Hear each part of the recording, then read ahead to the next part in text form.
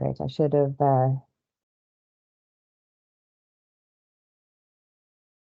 Okay, great. I'm going to go back to my screen. Can everyone see? Lo and Colin, can you guys see my screen? Yes, thank you. Fabulous. So very short intro from me. I just wanted to run through the timelines, what the selection process is going to look like, a little bit of an outline of the final challenge. So for all of the competitors from South Africa, not all of you are going to be selected to join the final challenge, but I wanted to make sure that you are aware of what the final challenge is going to look like, so that you're better prepared. And then just a reminder about some of the places you can get support from us. So you remember about the Future Skills Challenge, where it's going to take place. It's in Johannesburg. It's actually at the Johannesburg Expo Center. We are expecting 120 competitors from South Africa, a little bit more from China, and about in total, maybe 50 to 100 from Brazil, Russia, and India. So it's a much lower number from the countries, the Brazil, Russian, and Indian countries. The timeline is you all in South Africa, we had a deadline of 30th of June for all of the applicants that were joining. Our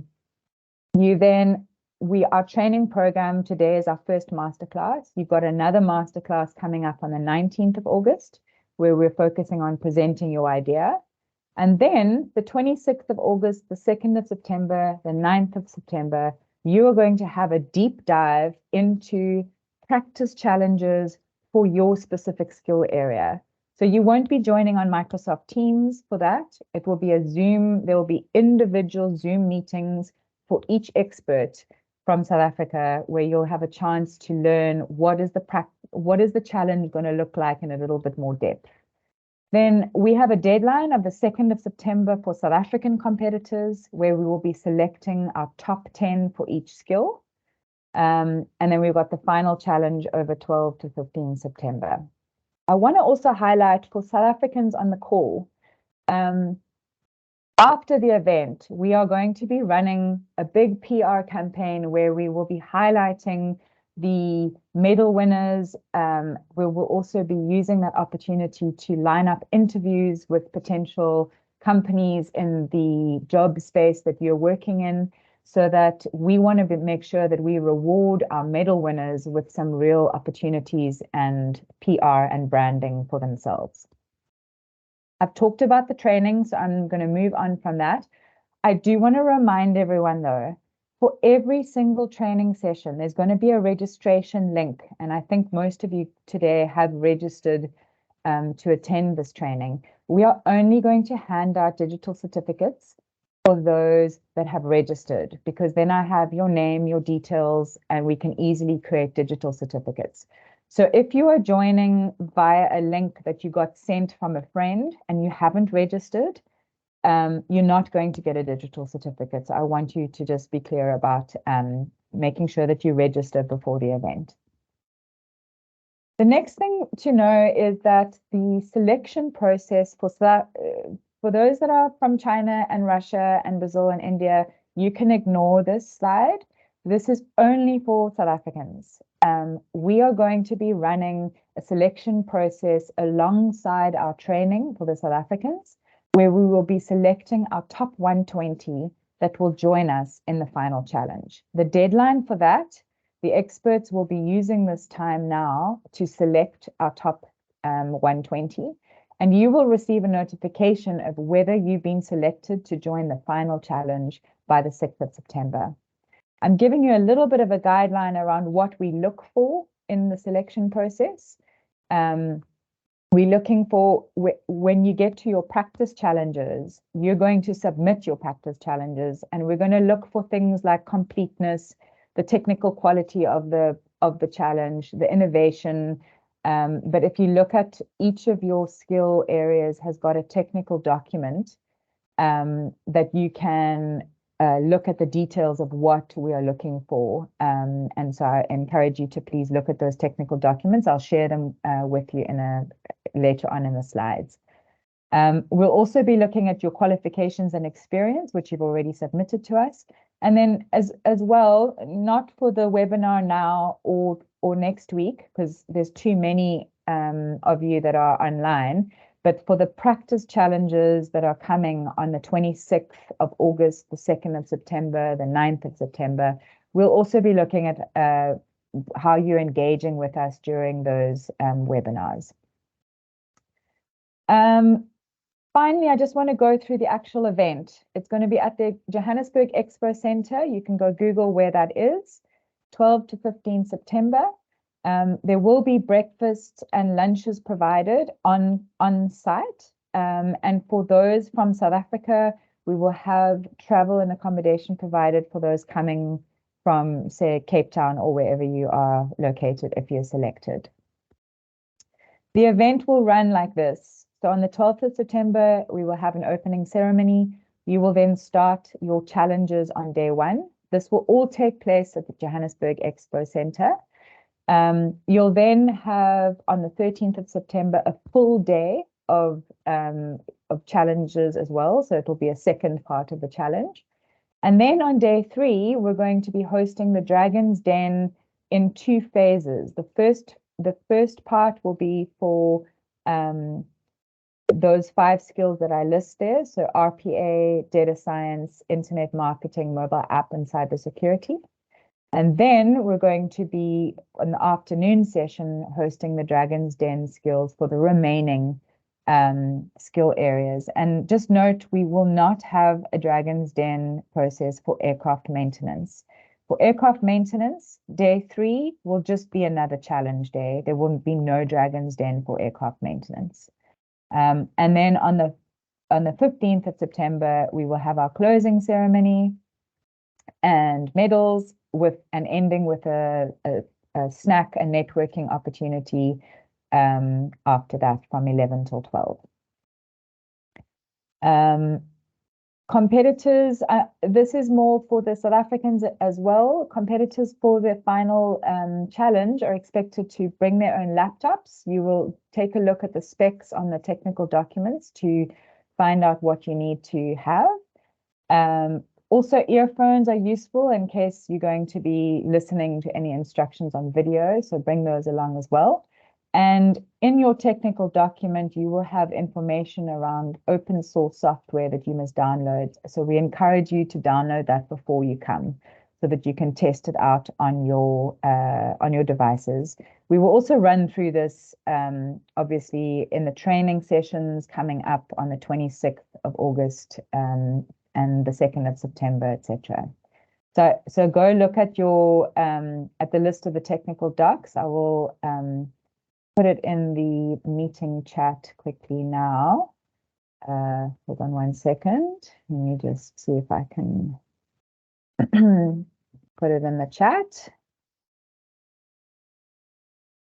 So that is the list of the technical documents that you should be taking a look at.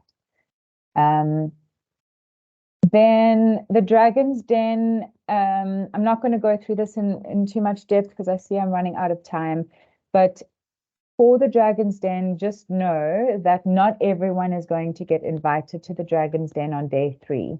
It will be up to you in day 1 and day 2, based on how well you score. We will be inviting the top 15 competitors or teams for each skill to come to the Dragon's Den. So there will be only 15 competitors joining for mobile app. There will be only 15 teams joining for cybersecurity and for data science, etc. So every skill will have 15 competitors that are judged as the top ones to come and present their solution in the Dragon's Den. And that solution you will be doing via a video pitch. We will give you lots of instructions around how to do that video. I'm not going to do that today. You'll be given information around how to do the video, what the format of the video, etc. needs to be. But that will only be for those that get selected to join the top 15.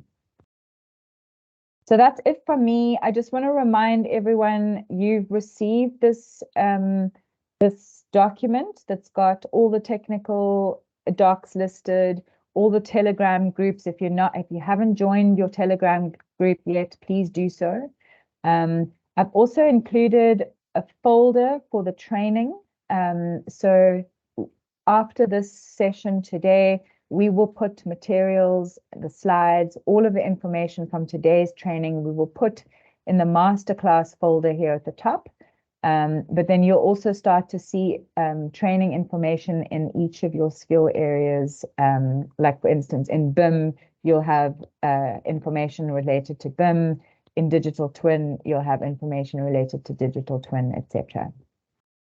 So I think that is it from me. I'm going to stop sharing and hand over to Colin and Lo. I know that if there are any questions, I'm going to, Lo, do we maybe have like a few minutes just to see if there's any questions?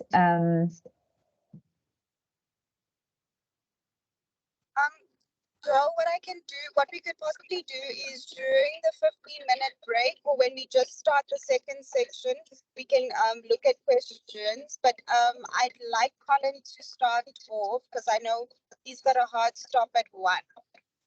Oh, yes. Okay, that's a good point. So everyone that's got questions, hold your questions we're going to have a little break. Questions for me or questions for Colin.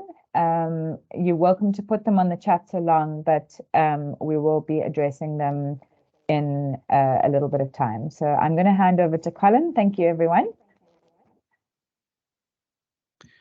Thanks very much for that, Joe. Much appreciated. And I think a very good day to the BRICS nation out there, from wherever you are in the world. It's certainly a fantastic day for learning.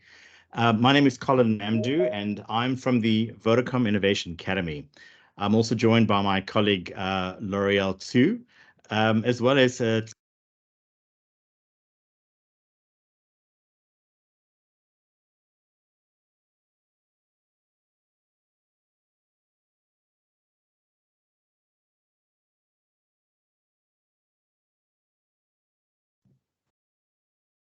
Colin, sorry, you muted can you just unmute yourself quickly? Whoopsie. Yeah. Can you hear me now, Yes, Joe? I hear you. Okay. Yeah, Great. sorry, just start again. I'll start that again. Yeah, just to say good morning or good day to everybody across the BRICS nation and from wherever you are in the world. Yeah, as I said, it's a fantastic day for learning. My name is Colin Mamdu. I'm from the Vodacom Innovation Academy. I'm also joined by my colleague L'Oreal Tsu, as well as Tleliwe Sabeko, who's also supporting us in the background. Today's session will be covered really in 2 parts as per this agenda up front. I'll be taking you through the first 1 hour, covering basic elements of design thinking and some of the core principles behind that. And then we'll settle into a short 15-minute, probably a 10-minute comfort break, depending on how we sort of progress. And thereafter, my colleague L'Oreal will then sort of take you to the end of the session. We're coming to you live from Cape Town and Johannesburg in South Africa, where the time is now around about 12:17 midday. And I guess, yeah, without much ado, I'm going to jump straight into the session. So I guess our world is really in a constant state of flux. You know, there's technologies that evolve, societies shift, and what was once deemed impossible becomes an everyday reality. Welcome to the world of design thinking. You know, as we transition from understanding the essence of innovation, it's crucial to see how we can practically channel our innovative spirit. And that's where the methodology of design thinking comes into play. Essentially, design thinking is a human-centric approach to problem solving. It's not just a linear path, but as you'll see later on, it really is a cyclic process that's iterative, focusing on understanding the end user, which you'll see we term as empathy, the challenging assumptions, and redefining the problems to come up with innovative solutions. So I guess, to set the scene, I'm really thrilled to share a spotlight on 5 trailblazing startups from different corners of our BRICS nation. Each of these startups exemplifies the essence of innovation melded seamlessly with design thinking principles. First up on the left-hand side is an app, a Brazilian app called OTT, or in English, it's Where's the Shooting? And it's used to warn locals and tourists where violent crimes are occurring. The next Colin, one, yes. I'm not seeing your oh, sorry, ignore me. I'm seeing your screen now. You see it. Okay, great. See it. Okay, great. Yeah, the next one is a Bangalore-based Indian startup company called Cred. And Cred provides credit card services to customers by providing various incentives on billing through credit cards. There's another company, Connect.You, which is a Russian startup that was founded in 2021 and currently based in Moscow. And they've created an interesting platform for businesses that allows them to aggregate customer data through a variety of different sources. I have to say this next company is really a personal favorite of mine, DJI, based in Shenzhen, China, and was started in 2006 by Frank Wang. Today, it's a very popular brand that creates cutting-edge drone and camera technologies for both businesses and recreational users. And certainly, last but not least, here in South Africa, here's a lovely app called Namola, and it's a startup company that helps keep families safe.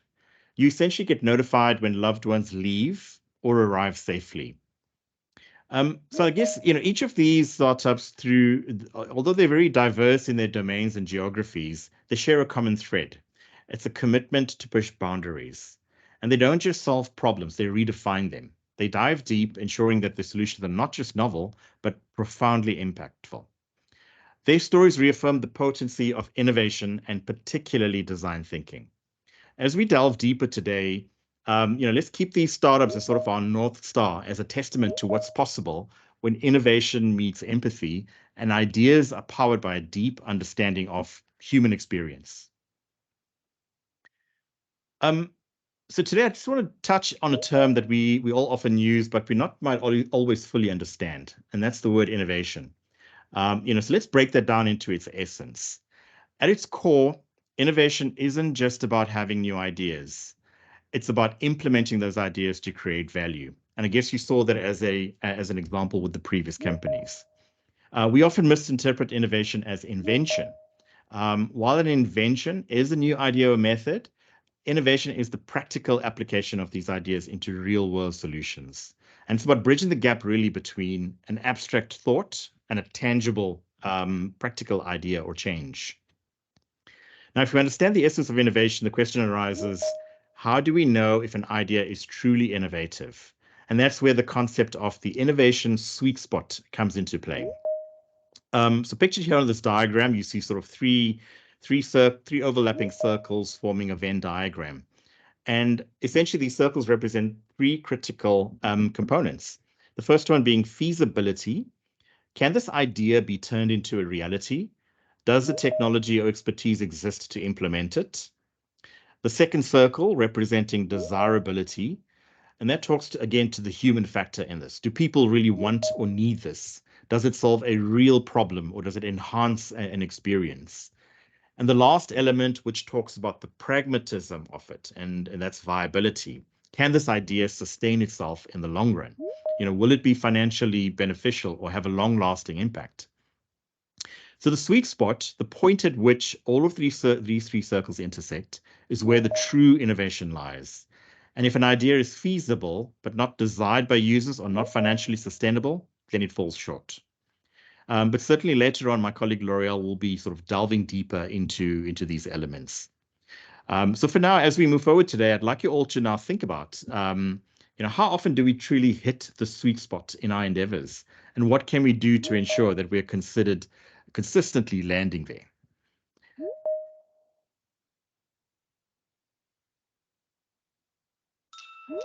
I make stuff up. Okay. Look at what's happening now. There have been fundamental changes in the way people think about problems, the kinds of problems that occur, and certainly the impact on design. Now, my definition of methodologies and approaches of design to a broader set of issues and problems in business and society. So many people think that it's kind of like in your genes. You're a creative person or you're not. I don't buy that. Prototyping, testing, failing all the time, but failing quickly and cheaply in order to succeed. A big part of it with city governments is just getting them comfortable with the idea of experimentation. It's totally antithetical to the culture of startups in Silicon Valley. Try something, if it doesn't work, throw it out and start again. Now, when the government came to us and asked us to redesign the ballot, we said we wouldn't redesign the ballot, but what we would do is redesign the election experience. If I didn't have to just pick a boring, ugly bike, pre-built off the shelf, if I got to choose the color of the frame, the color of the wheels, what would my bike look like? I think it was called Flower Power was the internal name for one of the iMacs, and it wasn't a success. It lasted in the marketplace for 6 months. Some people are saying, oh, I hate the word design thinking. If you're only thinking, then you're not doing. Some of the aspects of design thinking are simply suggesting that designers are not thinking. It doesn't matter what the problem is. I can go in and solve it because I'm a designer. I once had a guy come to me and literally say, it ain't show art, kid. You know, it's show business. Why is it that big, huge corporations get beaten by kids in garages?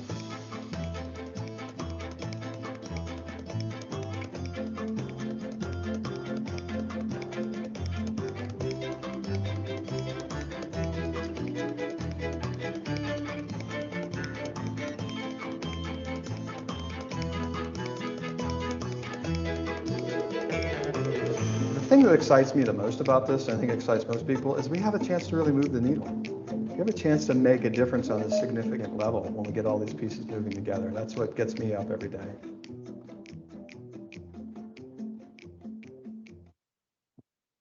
I absolutely love that video. You know, the one question posed was, why do big corporations get eaten up by the smaller organizations, a company started out in garages? I'd love to hear your thoughts on any other points that you thought resonated with you from that video. Now, there are numerous models, you know, in terms of design thinking that have been proposed over the years, and each bringing with it its own flavor and sequence to the process. However, for the scope of our discussion today, I want to highlight these 6 major models, but with a specific focus on the Stanford one. I guess, you know, key to also note is that most models really exist to help your thinking and to guide you. And of course, you're always welcome to take these models and tweak them and adapt them to your own need as you please as you go along. So you don't necessarily need to lock yourself into a particular model, but there is always flexibility behind it. And for example, you'll find that even with the Stanford model, you'll see later on how we have slightly tweaked it to introduce one more step towards the end. The other thing is that although these particular models are different, there are some very key similarities. There is a divergent and a convergent arrangement of the ideas. They are cyclic in nature, and they typically start with a problem discovery before actually finding solutions towards it. More specifically, the Stanford model of design thinking, pioneered by the D School at Stanford University, breaks down the processes into 5 key stages. 1 being empathize, 2 being define, 3 ideate, 4 prototype, and 5 test. And you'll find that the remainder of the masterclass is really broken up into these 5 different areas in which we will sort of delve a little bit deeper into. So I think, you know, what sets the Stanford model apart is its emphasis on a fluid process where stages can always be revisited and hence reiterated. And that's the importance that it places on real-world, human-centered feedback. It's not just really about finding a solution, but understanding the problem through the eyes of those that are experiencing it. So I guess, yeah, as we delve deeper today, you know, I want you to think about how these models can be applied or adapted to the unique challenges and opportunities that we face in your particular domains. So as we've just touched on the Stanford model of design thinking, let's sort of get a little bit deeper into each of the 5 distinct phases, particularly looking at how these ideas converge and diverge during the problem definition and solution phases. So you'll see that each step in the design thinking process serves as sort of a dance, if you like, between narrowing down, which is converging, and expanding or diverging our field of thought. So essentially empathize, or the blue band starting on the left-hand side. Here we sort of diverge by absorbing as many experiences, feelings, and viewpoints as possible from our users. By immersing ourselves in their world, we gather a broad spectrum of data, ensuring that no perspective is left unconsidered. The green band, which is the define, and as we move into the problem definition phase, it's now time to converge. We start to sift through the vast data collected, distilling it down to pinpoint the core problem or challenge. We take the multitude of user experiences and synthesize them into a clear and actionable problem statement. And you'll find later on we'll share some tools and templates in which you could use to help you clearly identify what a problem statement is. It's crucial to highlight that defining the problem correctly is really half the battle won. An inaccurately defined problem can send us down paths of unnecessary solutions. And remember, the one element of those 3 circles was desirability. We're really looking for a desirable product or idea that we want to take to market.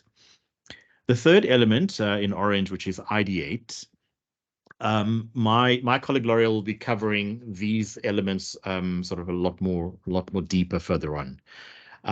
But yeah, so essentially we swing back again to divergence. We're back into we now understand what the problem is clearly defined.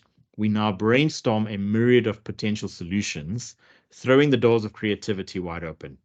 It's a time of unrestricted thinking, where even the wildest ideas are typically welcomed, these types of sessions. The fourth area, prototype.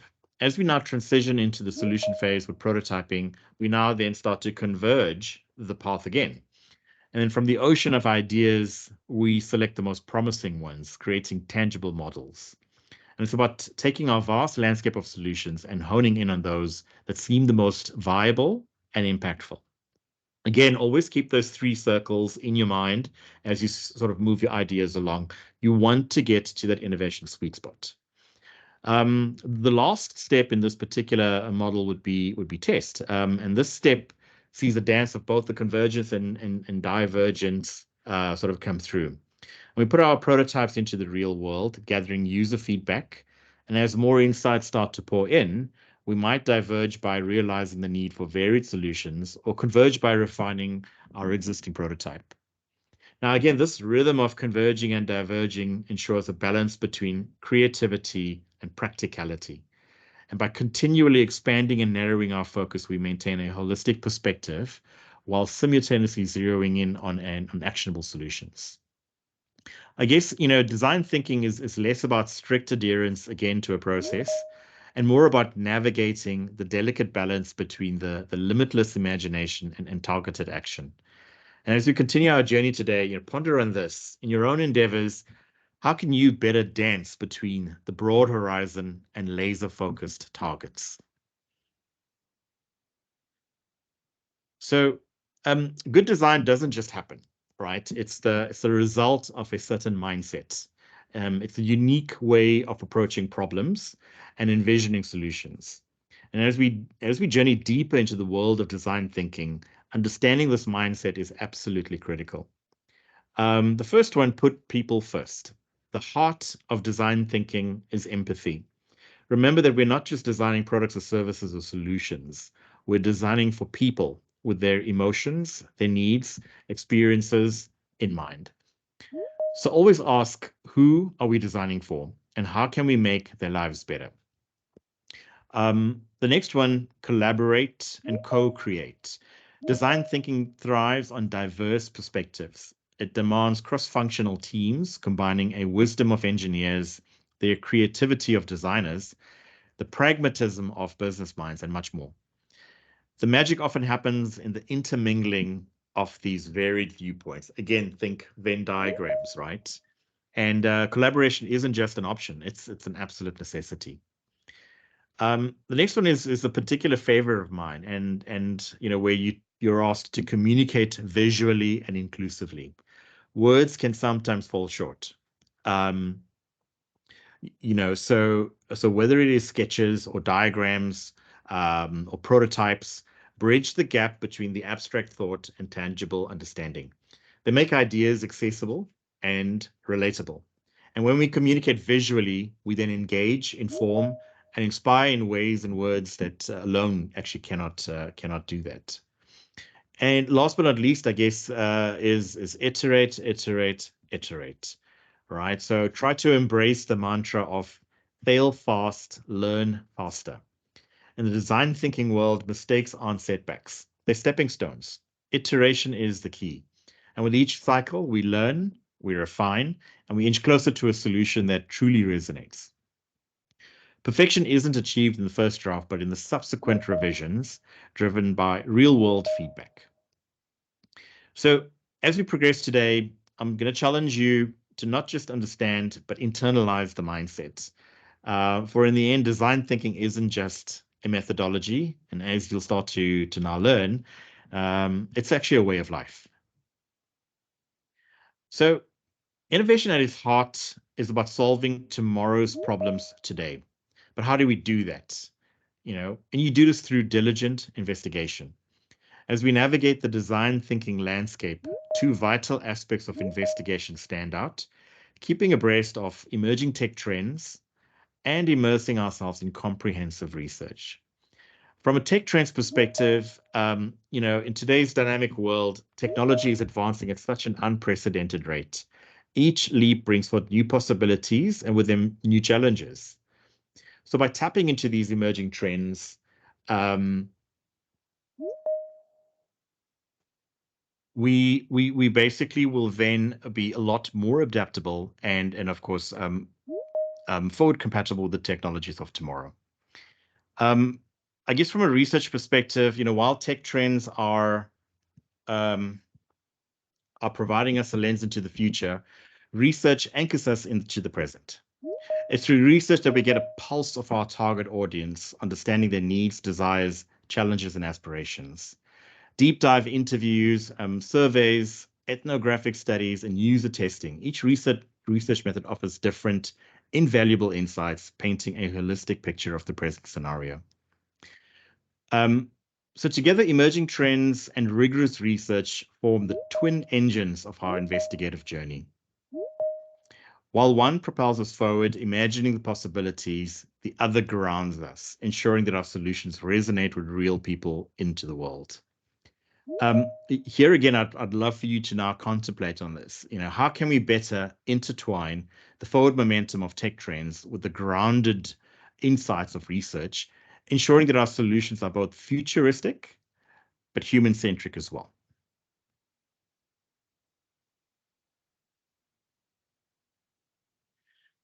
So the first step in the entire model that we spoke about comes down to empathize. So empathize is really all about getting a deep understanding of needs and motivations of people that you're solving for. To identify the group of people, you need to empathize and look at the value chain of your solution and identify the primary stakeholders. These are the people who are mostly affected by the problem, and they're also the people who you really should be solving for. So in this context, these can be internal business customers, they could be external customers, they could be other business stakeholders, such as Exco, for example.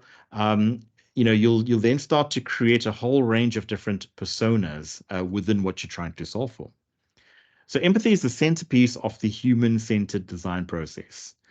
This particular mode is the work that you need to do to understand people within the context of your design challenge. Now, let's very quickly look at how do you actually empathize. And there really are just three things that you need to get out of this. The first one is observe. Okay, so always view users and their behavior in the context of their lives. As much as possible, do observations in relevant context in addition to interviews. And some of the most powerful realizations come from noticing a disconnect between what someone says and what they actually do. The third element I'd like you to think about is engage. Sometimes, we refer to this technique as interviewing, but it really should be a little bit more like a conversation. Prepare some questions you like to ask, but expect to let the conversation deviate from there. Keep the conversation, just loosely bounded. Elicit stories from the people you talk to and always ask why to uncover deeper meaning. And thirdly, as part of this empathy process is watch and listen. Certainly you can and should combine observation and engagement. Ask someone to show you how they complete a task. Have them physically go through the steps and talk you through why they're doing that. And ask them to vocalize, what's going through their mind as they perform a task or interact. So have a conversation in the context of someone's home or workplace. There are so many different stories that are now embodied ultimately in artifacts. So as you can see on this particular template, this is one of many different tools that you could use to empathize with your key stakeholders. I think it's important to select the right tool to get the right level of detail that you actually need to proceed. So the tool that we'll be using for our activity today is called the Empathy Canvas Map. And essentially what will happen is, using one of the innovative companies we referred to at the start of the presentation, we are going to basically sort of imagine, just by way of example, what their process would have gone through. So we'll be helping you sort of fill out this particular empathy map just to show how you go about doing that. So the empathy map is really a tool to help design teams to empathize with people that they're designing for. Okay, you can make an empathy map for a group of people or for a specific persona. Personas usually summarize the lifestyle, but not necessarily the sensory experience of the users ultimately. Right. Now, again, using this particular example, if you recall, the company name was Namola. And let's illustrate how they might have populated the empathy map template. So what you typically do is that you collect a diverse group of people in a room and you then just hand them sticky notes. And you ask them to write on the various different sticky notes, answering the questions within each block. And each board should talk to a specific persona as described in the middle.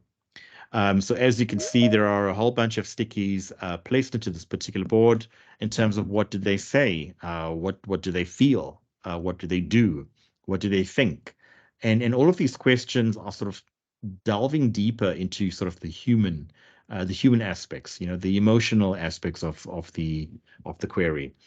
And remember, what we're trying to do here is that we're really trying to have a deeper understanding for the problem statement. If you recall, one of the very first lines that we spoke to was that having the right problem statement defined will solve half of the entire sort of phases. Some of the tips or guiding principles to remember when you're currently busy with this particular phase: don't go it alone. Empathy for users arises from sharing in the collaborative making of the empathy map. Everyone knows something about your user. So use the activity as a means to gather, socialize, and synthesize that information together. Next, involve your users, right? Share your empathy maps with your sponsor users to validate or invalidate your observations and scientific assumptions. One of the things I recall quite nicely from the scientific method is that almost always where people get caught up in trying to prove a particular argument. But the scientific method specifically actually encourages you to disprove your hypothesis. And only if you're unable to disprove it, then you sort of prove it ultimately. So sort of keep that in mind as you're going through this particular process. And yeah, remember to invite your sponsor users to co-create the artifact with your team. Next, go beyond job titles. Rather than focusing on your user's job title, consider their actual tasks, their motivations, their goals, and their obstacles, right? So again, using this particular as an example, the description for this particular map was that South Africans just in general, find it quite frustrating to fill out a lot of forms, especially when dealing with government. And most of these forms all ask the same basic information about identity number, address details, phone number, etc. Here in South Africa, we call that the FICA process. And what's interesting about that process is that every element or every queue that you jump in, you'd need to sort of refill out the same information. So of course, I mean, this is certainly was found to be a frustrating process for people in a hurry. So especially when you need to travel out to a particular building in the town, collect a form, fill it out, and before queuing up to hand in the form, you then need to present your ID, etc. So these are some of the discussions that could have actually happened when the Namola app was ultimately being developed.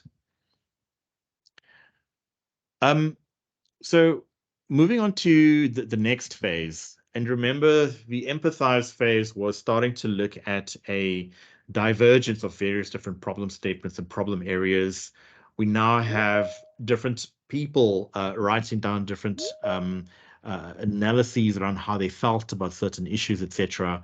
And you would have started to find that there were certain personas that emerged. So if you looked at working with going to the grocery store, so personas that could emerge from trying to solve a problem statement in the whole shopping experience. You would have an adult with a kid. You might have a kid sort of attending a shopping experience alone. You might have the persona of the cashier, the persona of the shop floor manager, the persona of the supplier to the store. So you start to see different lenses and angles ultimately to the actual problem statement. Moving now into the define stage, we now look at those problem areas and we try to converge them and try to focus and hone in on a particular goal. So this particular mode of the design process is all about bringing clarity and focus to the design space. So it's now your chance and responsibility, I guess, as a design thinker to define the challenge you're taking on based on what you've learned about your user and about the context. And after becoming an instant expert on the subject and gaining invaluable empathy for the person you're designing for, the stage is about making sense of the widespread information that you've gathered. So the goal of the define mode is to craft a meaningful and actionable problem statement. And this is what we call a point of view. And this should be a guided statement that focuses on insights and needs of a particular user or a composite character. And insights don't often just jump in your lap, or rather they just emerge from the process of synthesizing information to discover connections and patterns. And I guess in a word, the define mode is really sense making. You're trying to make sense of the various different problem areas here. So the mode is also critical to the design process because it results in your point of view, the explicit expression of the problem you are trying to strive to address. And more importantly, your POV defines the right to challenge the address and based on your understanding of people and the problem and the space. The define mode is also an endeavor to synthesize your scattered findings into powerful insights. And it is this synthesis of your empathy work that gives you the advantage that nobody else has. Discoveries that you can leverage to tackle the design challenge. Now that is insight. So let's look at how do you define, right? So the work to express insights you develop through the synthesis of information is gathered through your empathy and research work. You then articulate a point of view by combining these three elements: user, need, and insight, and as an actionable problem statement that will drive the rest of your design work. And a good point of view is one that provides focus and frames the problem. It informs criteria for evaluating competing ideas. It empowers your team to make decisions independently in parallel. And it captures the hearts and minds of the dragons that you, I guess, saves the impossible task of developing concepts that are all things to all people. So your problem statement should be discrete and not broad. So I also thought that, while we're talking about various different models, I should have mentioned at the outset that I guess when you're doing any type of analysis or research type work or developing business strategies, you literally will come across tens of thousands of different models and frameworks. So it's also important to understand that these sort of models and frameworks just help you along with your thinking, help guides your thinking in terms of what you're trying to achieve.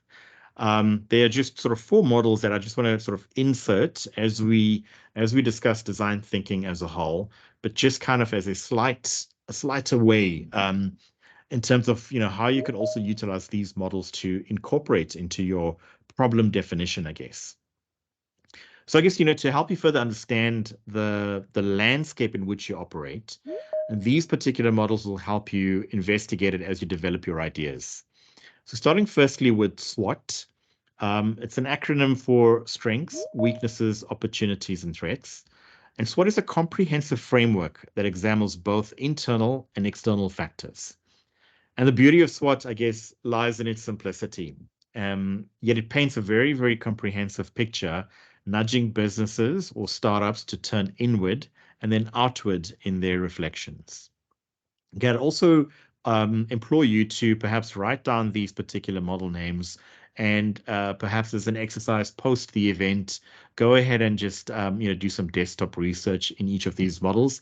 There are tons and tons of literature online to sort of expand them, and a whole host of different videos as well, if you prefer videos.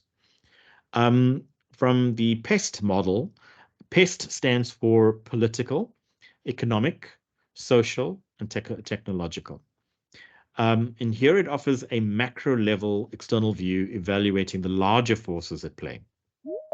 So a PEST analysis allows, again, startups or businesses to anticipate and prepare for challenges and opportunities by understanding the broader context in which they operate. This next one, so very quickly, the 5 whys technique. It actually is beautifully simple yet profoundly effective. The principle: just keep asking why until you've unearthed the root cause of a problem.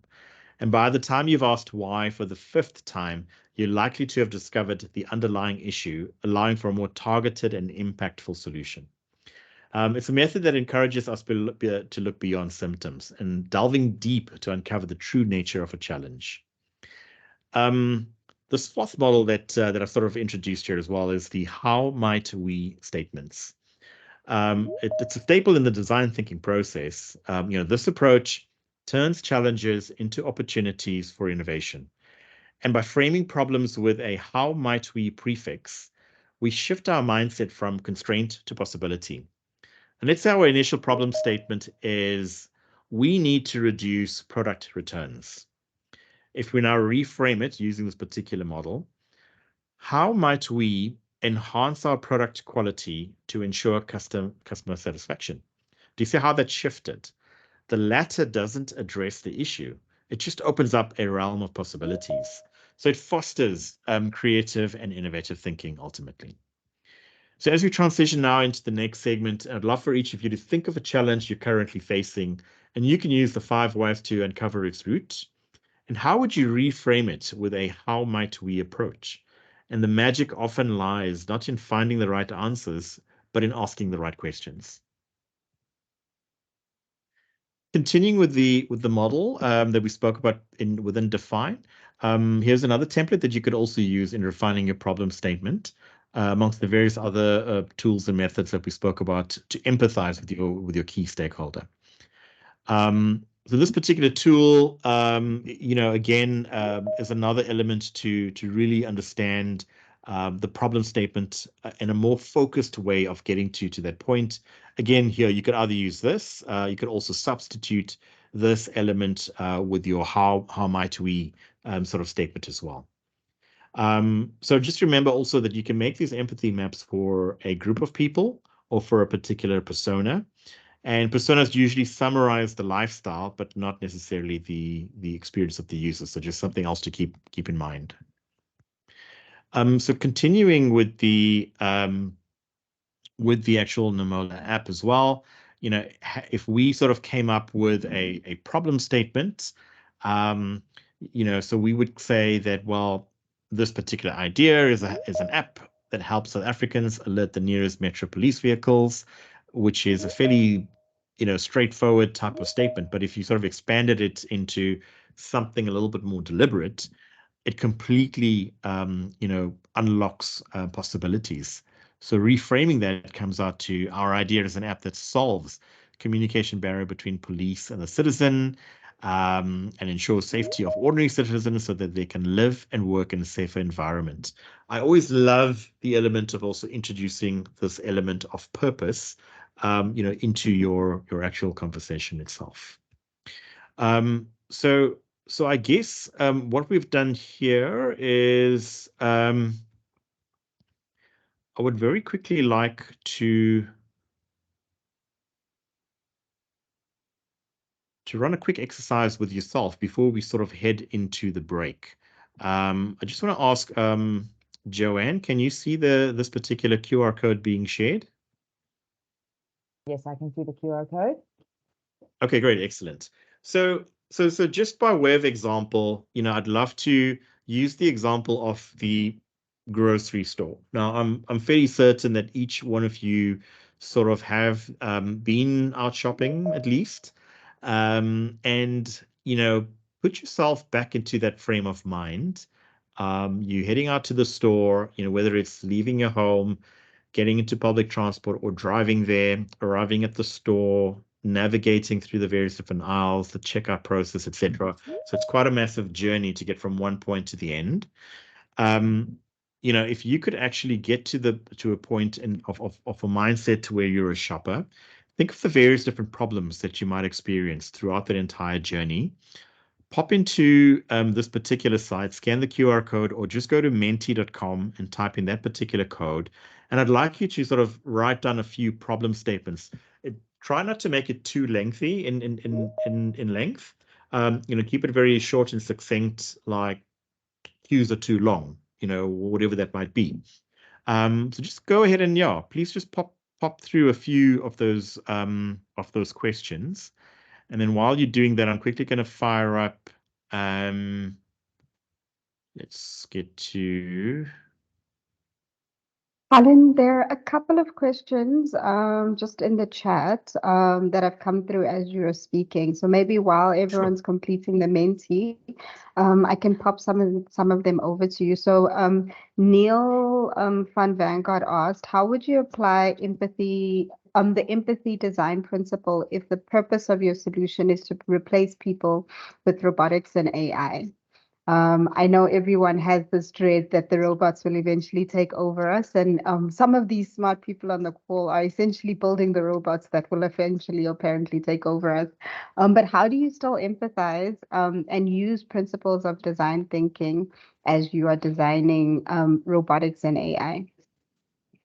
Sure, yeah, I think we get this question a lot, particularly where there's sort of AI involved, and I guess remember that you are perhaps approaching a particular point in the value chain or a point in a customer journey.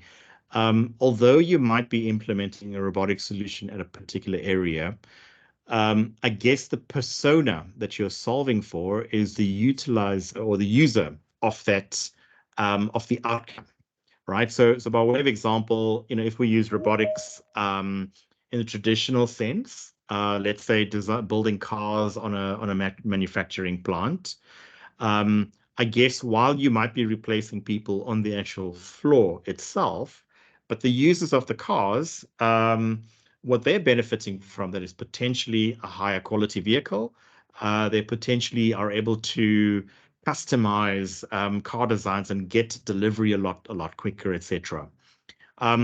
Just maybe, and I noted that you didn't specifically ask this question here related to, well, what happens to those people that are being replaced? The one thing that we've seen time and time again, especially from whenever we've encountered the Industrial Revolution, people were always worried that, oh well, the horses and carts were going to replace people, or cars were going to replace the horse and carts. But we've always found that the people that were displaced were moved to a different area of the business. So if anything, I think it creates new opportunities for people to shift into, more than there is a negative impact of there being people replaced. So sorry, I hope I got that. I'm going to quickly try and make sure that the Menti screen is also running. Just give me a second.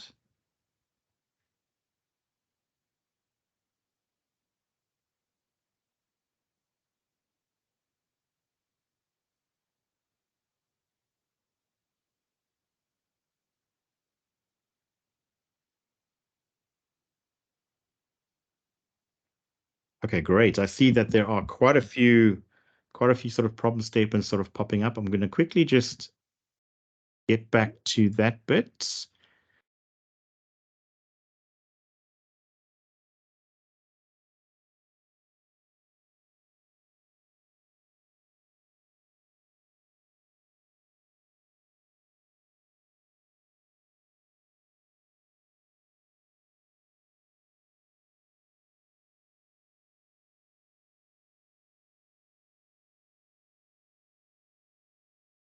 Yep, I'm starting to see quite a few problems coming into play. I think we've had around 70 odd responses so far.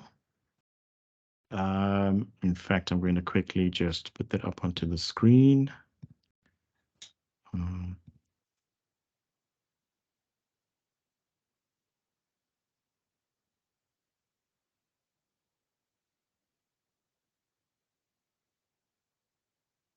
Okay, we're around about 70 odd, 73 results.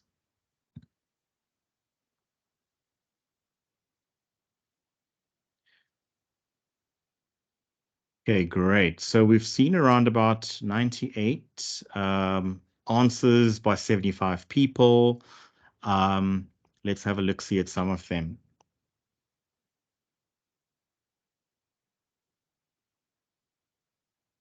Queues are long, spending too much time in the queue, waiting time at the till, cannot find specific goods. They check my bags. So that's an interesting one. Cannot find what I need quickly, not knowing where staff are in the store, which is obviously quite interesting. Let's see, what else do we have here?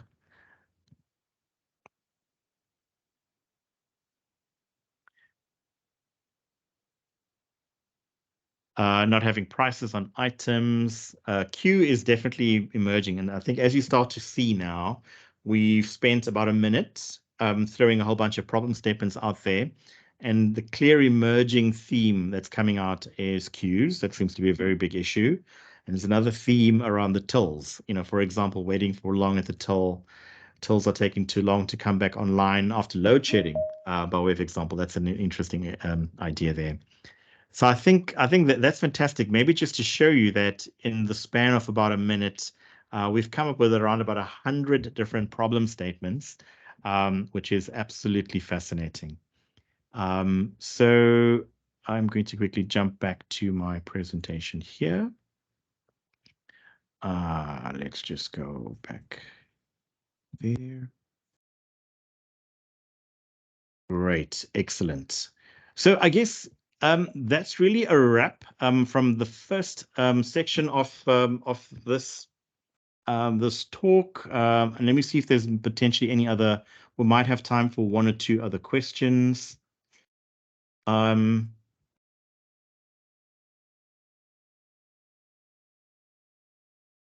Also, over to Colin, the sorry, it's Joanne here. What I didn't, I don't know if you introduced yourself, because I was hoping that you would introduce yourself properly at the beginning, just to explain, the Vodacom Innovation Center and, how you guys work with design thinking and new products. Maybe if you just want to share a little bit of that. Sure thing. Yeah, so again, very quickly, my name is Colin Mamdou from the Vodacom Innovation Academy. Myself, I'm based in Cape Town. I think later on, L'Oreal's is also going to introduce herself and chat about, oh, there she is. Hey, L'Oreal. And chat about what we do from an innovation standpoint within Vodacom. I think, we tend to run a whole range of different hackathons, which my colleague will talk to about just now. but we also try to find new ways and ideas that exist the entire organization. From a Vodacom standpoint, we're based across Africa. And of course, we are related to Vodafone across in Europe as well. So one of the aspects is to reach out into these various different communities, understand where innovation lives. We help drive the innovation process to get to a point where ideas are then implemented. Some of those ideas might even be patented. And we also find ways to then take those ideas and take it out to market where we impact people's lives ultimately. But maybe as a segue, I could really just hand off through to L'Oreal to maybe just do a quick introduction, I guess, to yourself as well as to Vodacom Innovation L'Oreal, and then post that we'll kick off the 15-minute timer to the break. L'Oreal. Perfect. Thank you so much, Colin. Good afternoon, good morning, good day, everybody. My name is L'Oreal. To you, I am the ideation manager at Vodacom, looking after ideation from a group perspective. So I have a really awesome job. My job is really to make sure that we have awesome ideas that are generated in our organization. As well as run number of projects and programs that then help us generate these ideas. So as Vodacom Innovation, we do a number of activities. Number one is really around our first pillar, and it's always seems uncomfortable to say this, but essentially we have become somewhat of a center of excellence for innovation. So we help various organizations as well as teams across our footprint to come up with the programs, policies, processes, their strategies around innovation, building out their innovation capabilities. This is actually how we got in touch with Joe and the BRICS Business Council. So we really assist various organizations to help drive innovation in their organization. The second part that we look at is Innovation Academy, which is what Colin does essentially. So this is all around how do we teach people to be better innovators in the organization. So we run a number of different trainings in the organization, everything from design thinking, UX, UI, how to pitch your idea.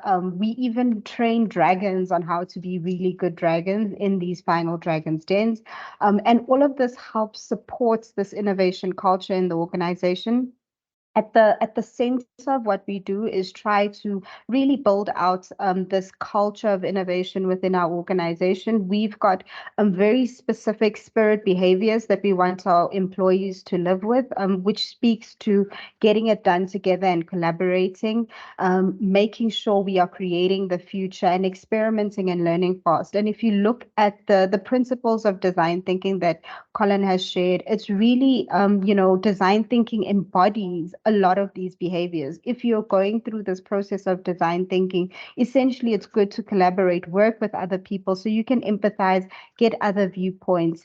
You are essentially creating the future as you come up with these various ideas. And because this is an iterative process where you are constantly getting feedback from whether it's your end customer or your final stakeholders, you are essentially experimenting and learning fast. So you're quickly prototyping, getting some feedback, testing it in the market, and then going through the process again. We also do a couple of other activities, which is really around innovation premium, where we are trying to create value from the innovation that we have in the organization. So this is all around protecting IP. So we run a number of programs that patent some of the work that we do in the organization. We've got some really serial innovators internally who've come up with great ideas that have since been patented. And we also in the premium leg, make sure we also reward our staff as well as external people around innovation. We also try to evangelize and speak about all the innovative things that we do. We also run a very small incubator in the organization. Essentially, as Vodacom, there are a number of incubators that look at core products, but we do have a small incubator that looks at edge products that don't necessarily have a home within Vodacom, where we're able to incubate these ideas and then scale them or accelerate them and eventually pass them over onto business. So a wide range of activity, and some of these activities we also do externally. So sometimes we work with universities. Right now we're working with BRICS, where we're offering the service of academy. So it's really around how do we become and build out this community of innovators across Africa and across the globe. We are at this point working very closely with Vodafone at the moment to actually put together our biggest Vodacom group-wide hackathon, which is our annual biggest innovation event, where we encourage staff to come up with innovative ideas that solve our company's problems. They go through this design thinking process, come up, solve the problems, build prototypes, and then at the end of the day, pitch it. And a lot of these ideas get implemented and have already starting to show value in the organization. There's a lot that we do. And I'm super excited to allow you guys to take at least a 5 to 10 minute break so you can have a bit of a breather, and then come back and learn about the other principles or the other steps of design thinking. And hopefully we'll be able to wrap things up by 2. I know that there's a lot of questions that are being generated. Joe started at the beginning talking around the full process that you're going to go through as you go on this BRICS skills challenge. So feel free to post those questions. We will be online during next probably 10 minutes. If I can ask everyone to be back at 20 past, and then we will quickly go through the next sections of design thinking. We will have a clock up, so if you're worried whether we're starting or not, you just will be sure that you're back on time, and then we'll kickstart very quickly on the next section. Joe, I hope I didn't say too much or cover too much, but just a little bit of a teaser on what we do before we go into the break.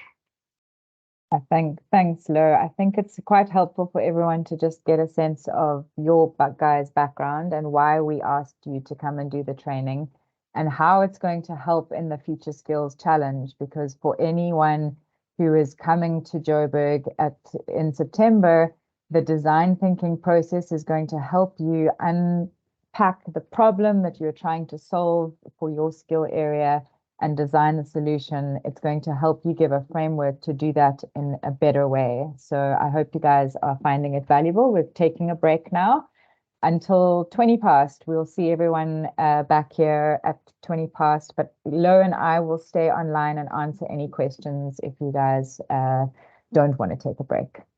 But for everyone else, go have a coffee, come back in 10 minutes. Thank you. Thanks. Sorry, and Lo, bye to Colin, because Colin, you're going to leave Yes. leave the call now. Thank you so much for joining. It's a pleasure. I'll quickly share from my side. Thank you so Great. much, Colin. Awesome. Thanks all. Bye-bye.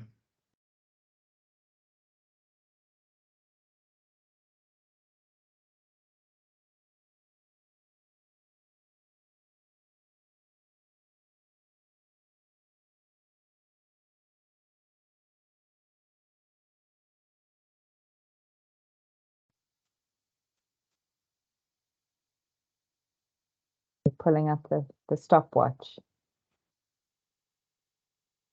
There we go. Make it 9 minutes. We're already in 1:11. There we go. Oh, Okay, you can so see the slide. You can, everything's all good. I see the slide, yeah. So I just want to there's your make sure I'm stopwatch, in everyone.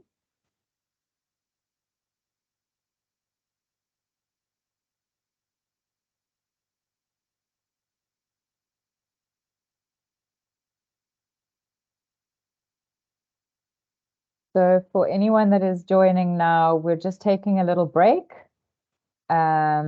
While if anyone needs to go and get a coffee or tea, we're going to come back shortly and start the rest of the masterclass.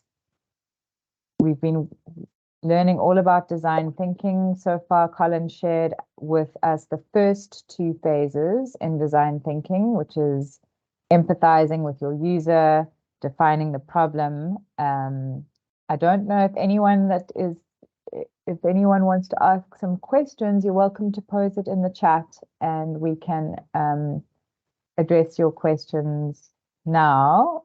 Or I am also going to be staying on after the call.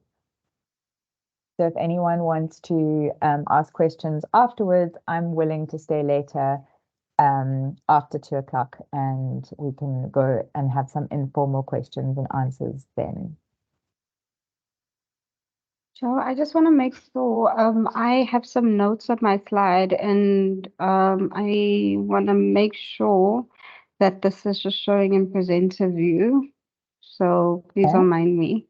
For some reason, it keeps jumping off presenter view. I'm only seeing your presentation, not anything else. So Even I now? just see your slide. Yeah, just your slide. Real No good. notes. Oh, okay. Cool. So I'm going to run through some the questions. video. I think it's the video that keeps taking me off presenter view, so I won't play it for now. Okay, that's fine. So I'm just going to run through some of the questions while we wait for everyone to take their break. We're taking a break until 20 minutes past 1. Trevor's got a question around what is the theme of the BRICS challenge. So we've got a broad theme, Trevor, of energy, water, and health. But to be honest, you have to look at the technical document of your specific skill area to get a more detailed understanding of what you're going to be solving in your challenge. So I will share the slides with you from the beginning of this meeting. In there, the technical documents are all written up. If you haven't taken a look at that yet, that is absolutely critical that you understand your technical documents in more detail. There's also information in there around the software that you need to use for people that are asking questions about software. So all of that information you will see in your technical document.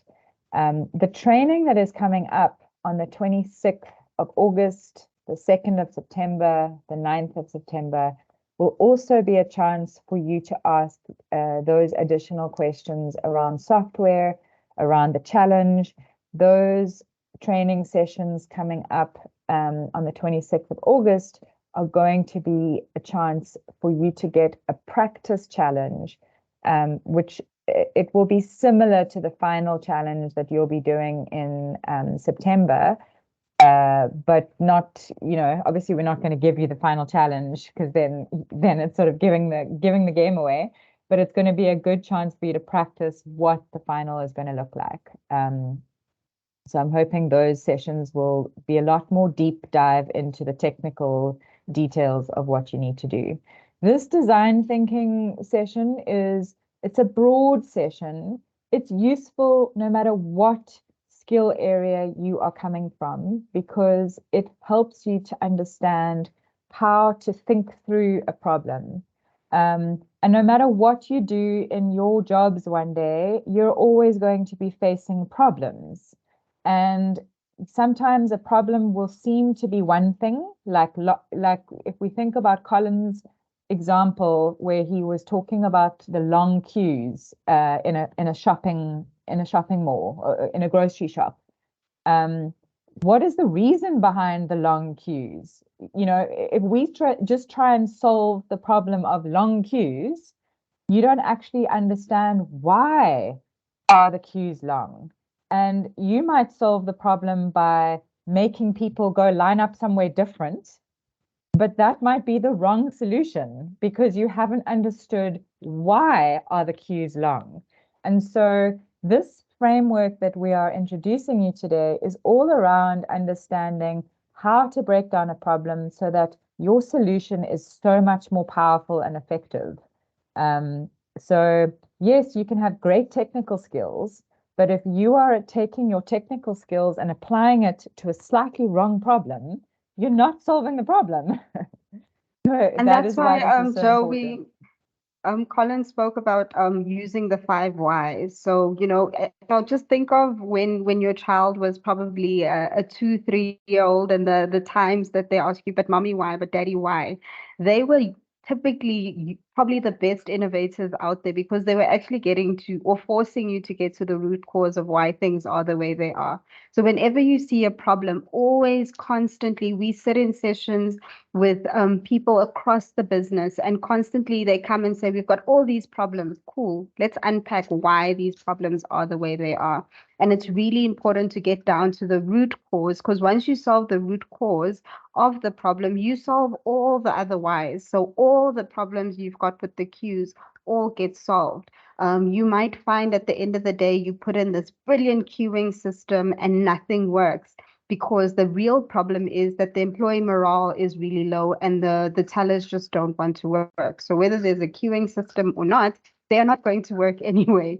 So it's important to get down to the root cause of why exactly this problem exists. And Joe, you're 100% right. So these skills of design thinking is what we call transversal skills. So it really doesn't matter what job you're in, what area of life you're in right now. You can always use these skills to solve problems, regardless of where you end up. And we take a lot of our staff through these principles, and they go into their normal day-to-day jobs and are able to now better solve problems in their day-to-day jobs. Powerful. And I must say, I mean, me personally, I'm an entrepreneur. I've run my own business, and too often we think we know the problem because, and I think for very smart technical experts like you guys are on the call today, you're going to also suffer from this, in that when you have too much knowledge, you sometimes jump to the conclusion very quickly. You think you know the answer because you are the smart guy in the room.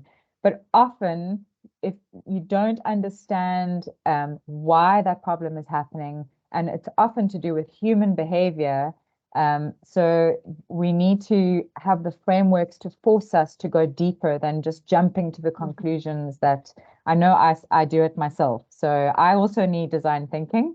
I think everyone needs design thinking.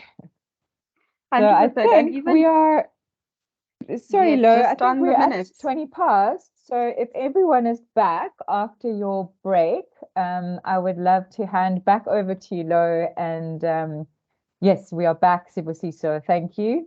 So everyone that has got your coffee, sit down, and please do keep your questions coming. It's lovely to hear from you. But I'm going to hand back over to Lo to finish off the session. Perfect. Thank you so much, Joe. And thank you to Colin for starting us off this afternoon. Hopefully we've learned some skills. I think even just talking during lunch with this 10-minute break, we are really able to unpack some of the things that Colin shared with us.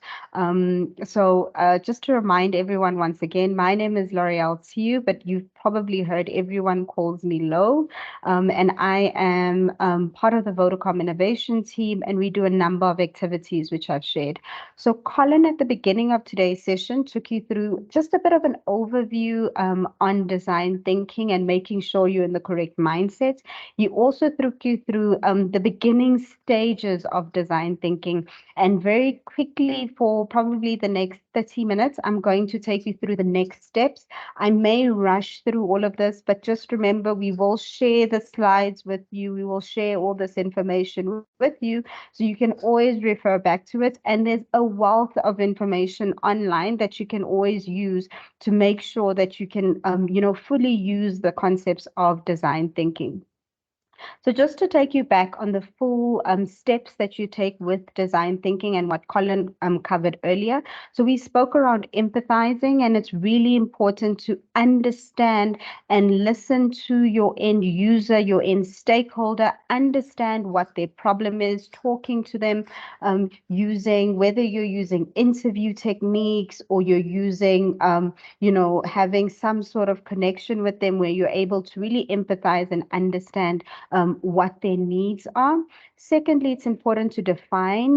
Thereafter, once you have defined and used the steps that Colin covered in the define phase, we now go into what is probably the one step that everyone wants to jump into. So the moment anyone is faced with a problem, and this is human nature, we typically are super, super eager to start ideating. So someone comes up to you and says, L'Oreal, I've got this problem. And immediately you come up with hundreds and hundreds of ideas on how to solve that problem for everyone. So it's important for us to remember that the steps up front of empathizing, defining your problem are super, super important before you jump through the stage of ideating and applying any sort of technology onto the final solution you're going to build for your customer. So ideating is really what my day job is, and it's really around using various tools to come up with ideas. And this is typically the stage where you and your team will use various tools to come up with the ideas to solve the problems that you've identified. So there are various tools that are around. There's stuff like mind mapping, sketching, body storming, and this is all where you are able to come up with ideas to make sure that you are solving for your business problems. So the ideate mode of the design thinking process in which is really around concentrating on generating ideas. Mentally, this is the part of the process where you're really able to go wild. You're able to go wild in terms of all the concepts, all the outcomes that could possibly solve the problems that are out there.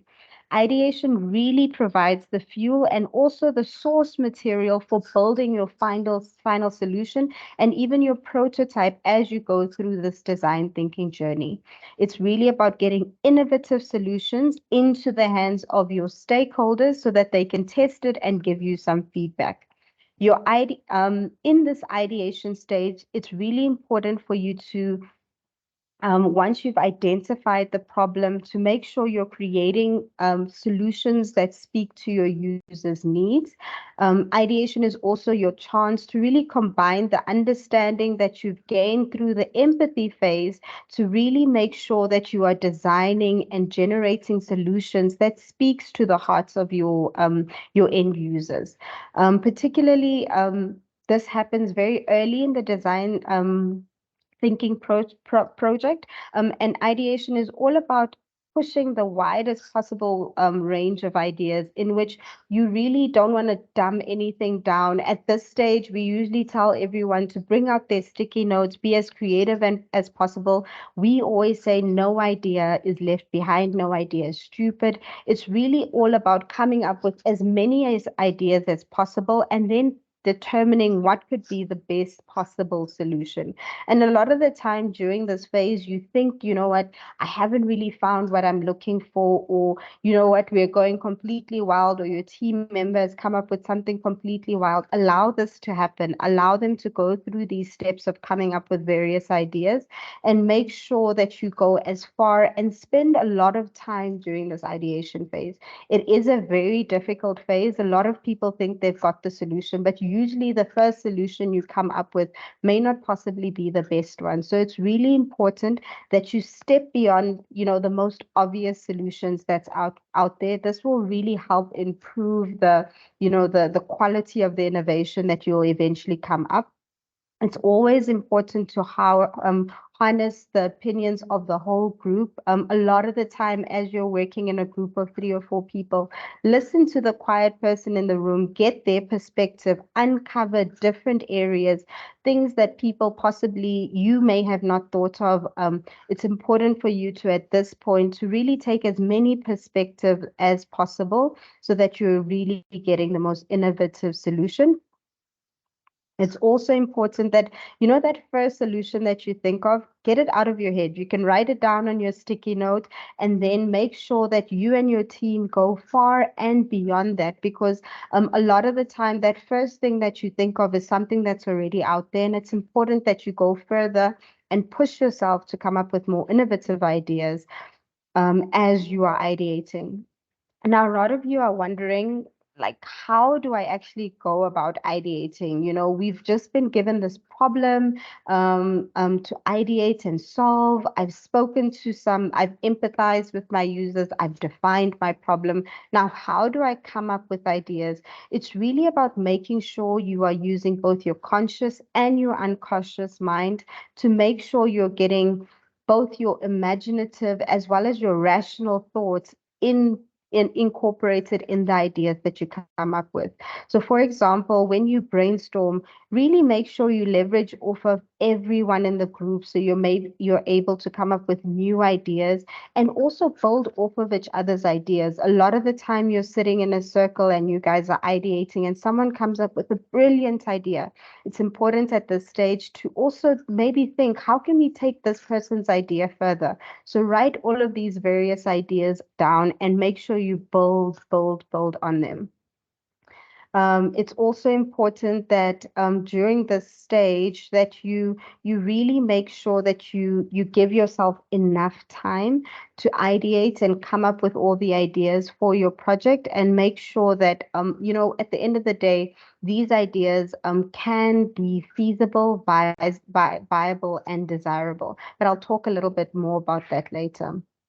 Now, one of the things that we can do to ideate, and there are various tools that are out there that we can use, it's really important for you to make sure you're using the right tool when you are ideating. So you may use mind mapping, sketching, body storming, but base it off of your final problem and make sure that you are using the right tool before you proceed. So one of the things that could be used is an empathy canvas map. And we're going to go through an empathy canvas map that was done for Namula, for example, really as a tool to help the design team really empathize with the people that they are designing for and also come up with the best sort of solutions for these people. Now, as you can see, the empathy map for the Namula app, they looked at what are some of the user needs that we need to cater for as we are ideating, and what are some of the features we need to include in our app as we are designing it for our customers. So some of the needs for the Namula app, when you'll remember Colin spoke about it up front, this is a safety app that allows people to tell you when you're home, if you're in a dangerous situation, you're able to get help, contact your family members. So some of the user needs are that they need to feel safe 24/7. They really need to be able to report any sort of medical emergencies. They want to be able to alert family members. They need a panic button, for example, that will allow them to easily contact their family members when they're in this when they are in an emergency. It's important that when they also unpack the app features, they said it's really important to start looking at what is, we want to have a safety check alert. So a family member wants to be able to check on you and make sure you're safe as you leave the house. They want to have the option to have a medical report incorporated in this. Remember, all these ideas may not be in your first prototype that you build, but it's important that you come up with all these ideas, all these features, all the needs that your users have. And eventually, as you iterate and go through this design thinking process, you'll then be able to make sure that all these needs are eventually incorporated into your app. Or as you test with your users, you may find out that this may not be something that they want. It's also important that you make sure you give yourself enough time and space to ideate. Usually, for example, on that first day when you guys have been given your problem area as you arrive at the arena, make sure you give your guys enough time to ideate and make sure that you come up with as many ideas as possible. Write all of these ideas down and inspire each other to participate and contribute to this ideation journey. It's also important to make sure, these are just some rules that we have around the generation of ideas. And it's important, especially if you're in a group, to make sure that you follow these rules. So don't judge anyone. There's no idea. We always say no idea should be left behind. Every idea is important. So defer judgment. You never know if this could be the next big idea. Encourage all those crazy, wild ideas that no one thinks would work. You never know what could happen. Make sure you build off of each other's ideas and, give people the space to come up with ideas and, encourage them and build off of them. Make sure you also stay on the topic. A lot of the time when you're ideating, you then start solving for other things. So remember to always stay and focus on your problem and remember what you're solving for and who you're solving for. So remember to stay on the topic and not deviate and come up with anything else. Make sure there's always one conversation happening at a time. So if you guys are a large group that are, that are doing this ideation session, make sure that there's one conversation happening at the time and you all listen to each other. This will then help you build off of each other's ideas.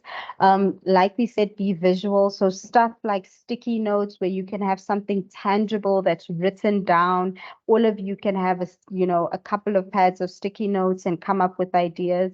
And remember, it's always important not to go for the biggest wild ideas that you think of immediately. Always go for quantity. At this point, more is definitely more. So come up with as many wild, crazy ideas, and you'll be able to eventually refine and come up with that final idea that you're going to take forward. Now, the next stage that we look at is prototyping. And I know Joe spoke about upfront. You will be given specific tools that will be available for you to build your final prototype on. And this phase is really about quickly creating something that you can get into the hands of your end users so that they are able to test and try all these ideas that you've come up with.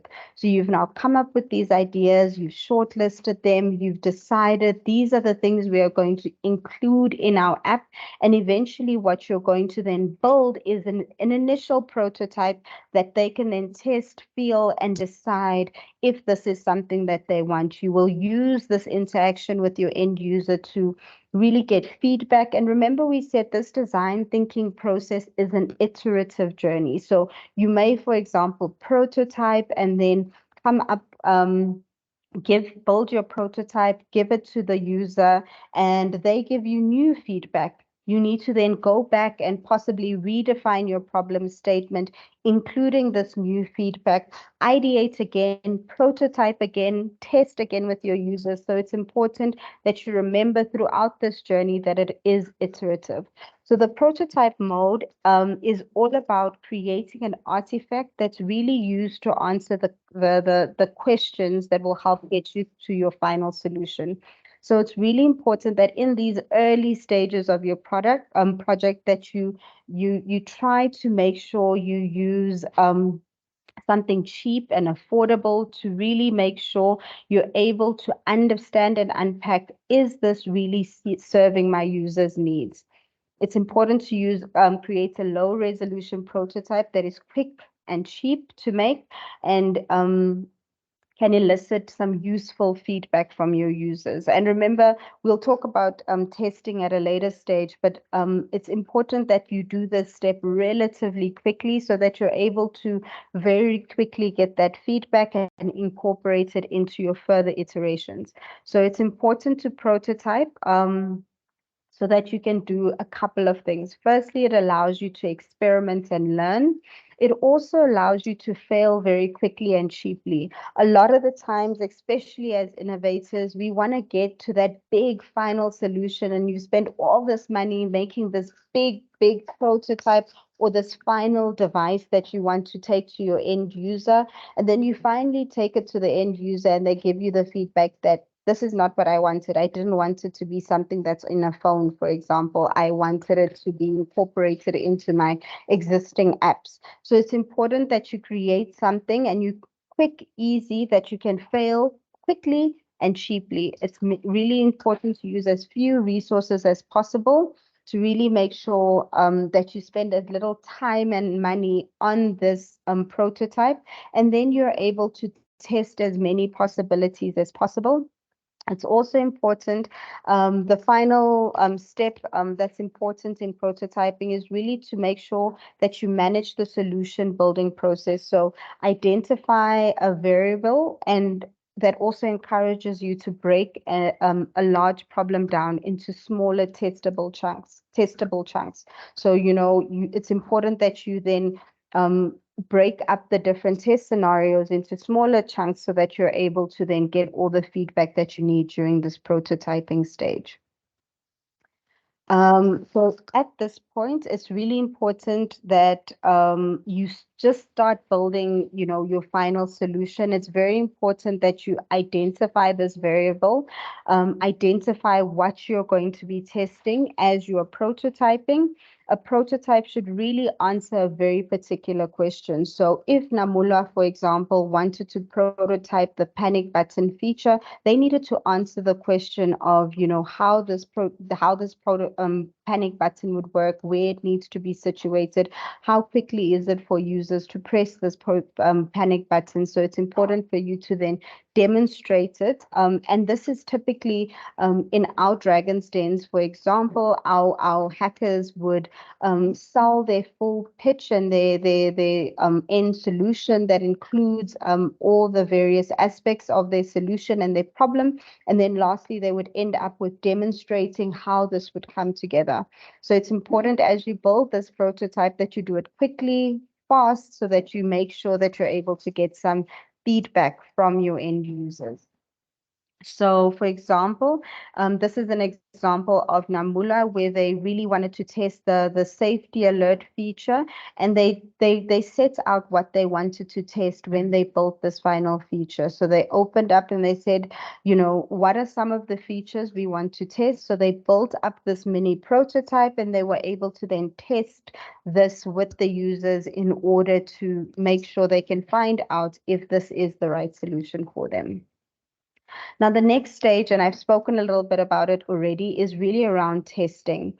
So once you've built your prototype, it's important that you find a test community where you're able to allow them to play with this prototype that you've created.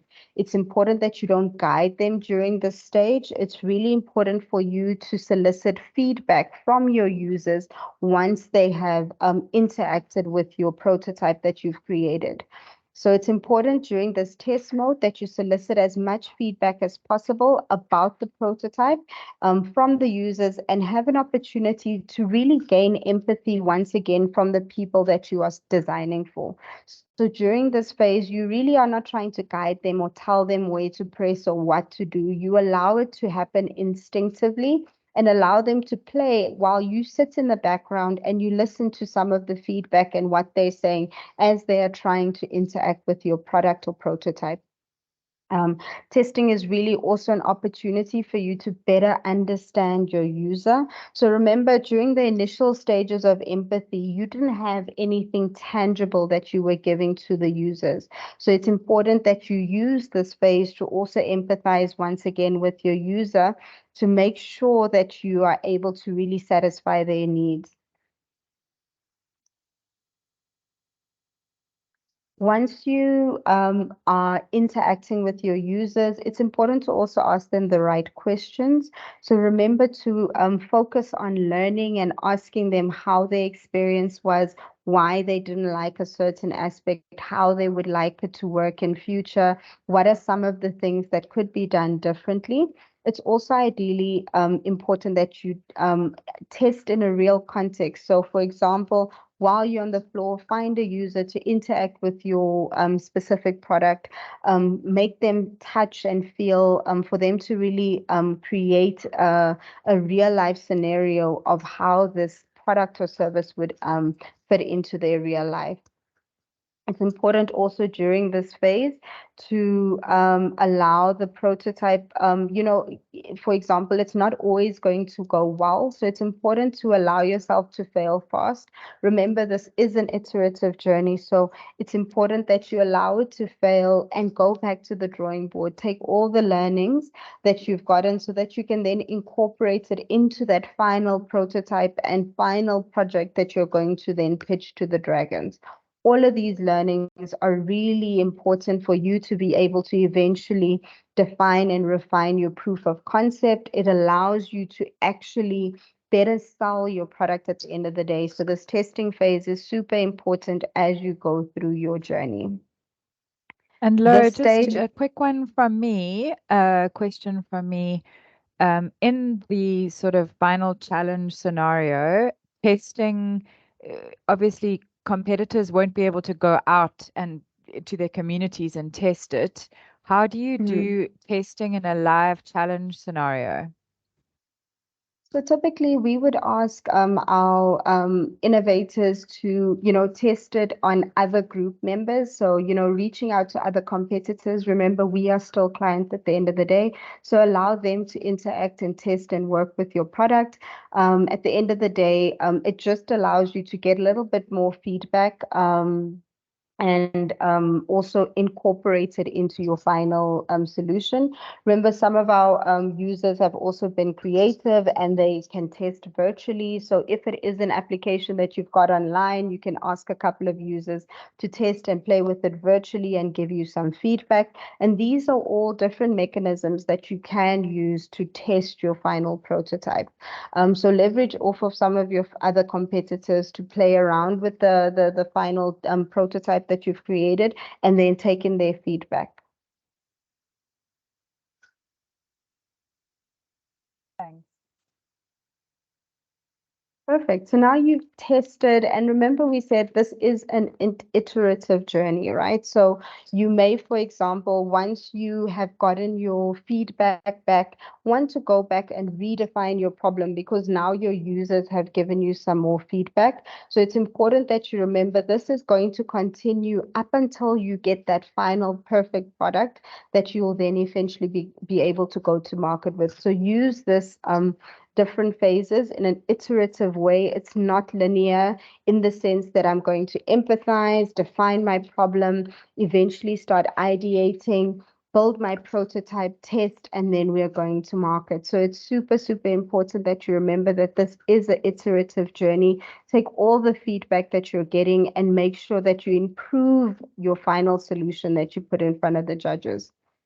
Now, the final step, and we'll cover a little bit more of this as we go through the next lesson, which will be our pitch perfect. And this is all around proving and making sure that you, once you've built your solution, you're happy with it, that you're able to really prove that there is a need, a desire for this idea, that it is feasible and it is viable. So remember, Colin spoke about this trifecta of innovation, and it's important in the proof phase that as you build out your business case, and this is one of the components we typically would ask our innovators to include when they go to their final dragons, they would include a high-level business case where they're able to really sell, this is the problem, this is the solution we're proposing, and this is how much it will cost. This is the technology that will be required. So it's important during this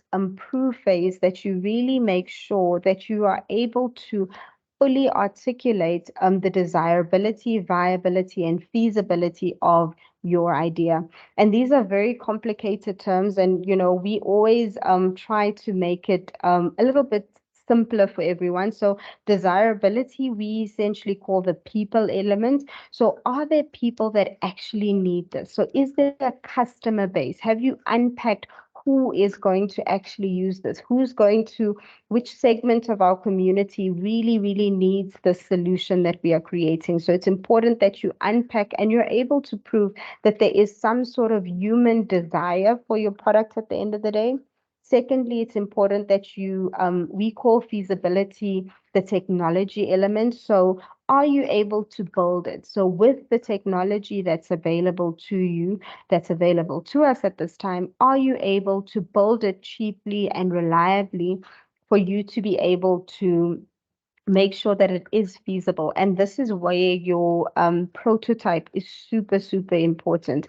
So it's important that you're able to make sure you're able to unpack that this idea is feasible and will be able to be created, and you create a prototype in order to do that. But you also answer the questions around how much will this cost? How many people will this take to build this final solution? It doesn't help if for example, this is going to take millions and millions of rands for you to build your final solution. So is it feasible for you to be able to build the solution?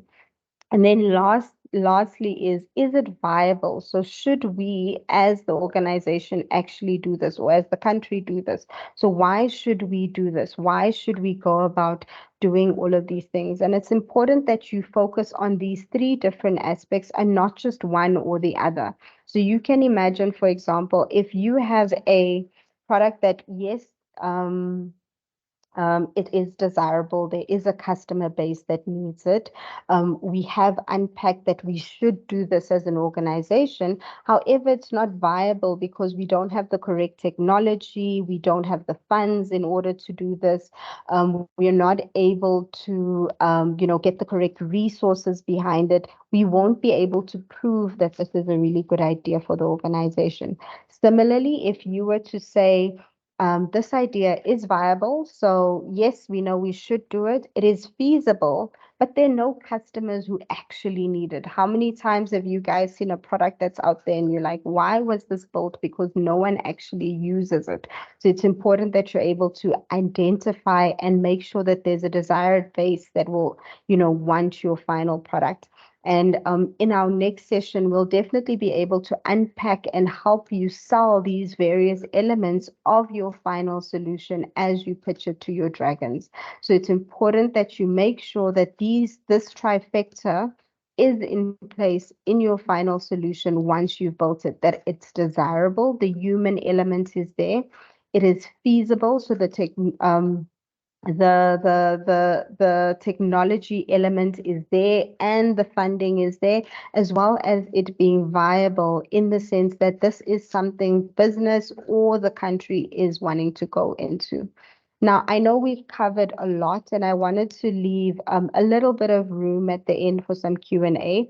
But I wanted to just end off with a little bit of a video just to show you practically how people can go through this process of design thinking in solving some of the problems that they have.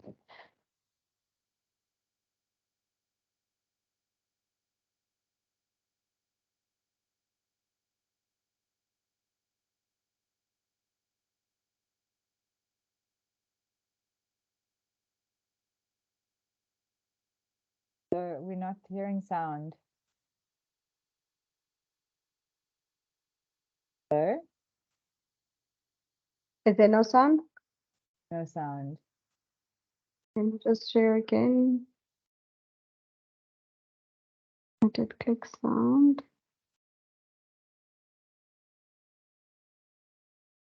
That there is not a problem out there. Let's see what happens. Oh, look at the water. Because they've been exposed to design thinking at such an early age, that creativity has just blossomed. They can really think outside the box, and I'm just checking. Can everybody hear? Yes, Lo, we hear. they really feel that there is not a problem out there that they cannot devise a solution for. Do you want to drink that? No. See what you can do to redesign it.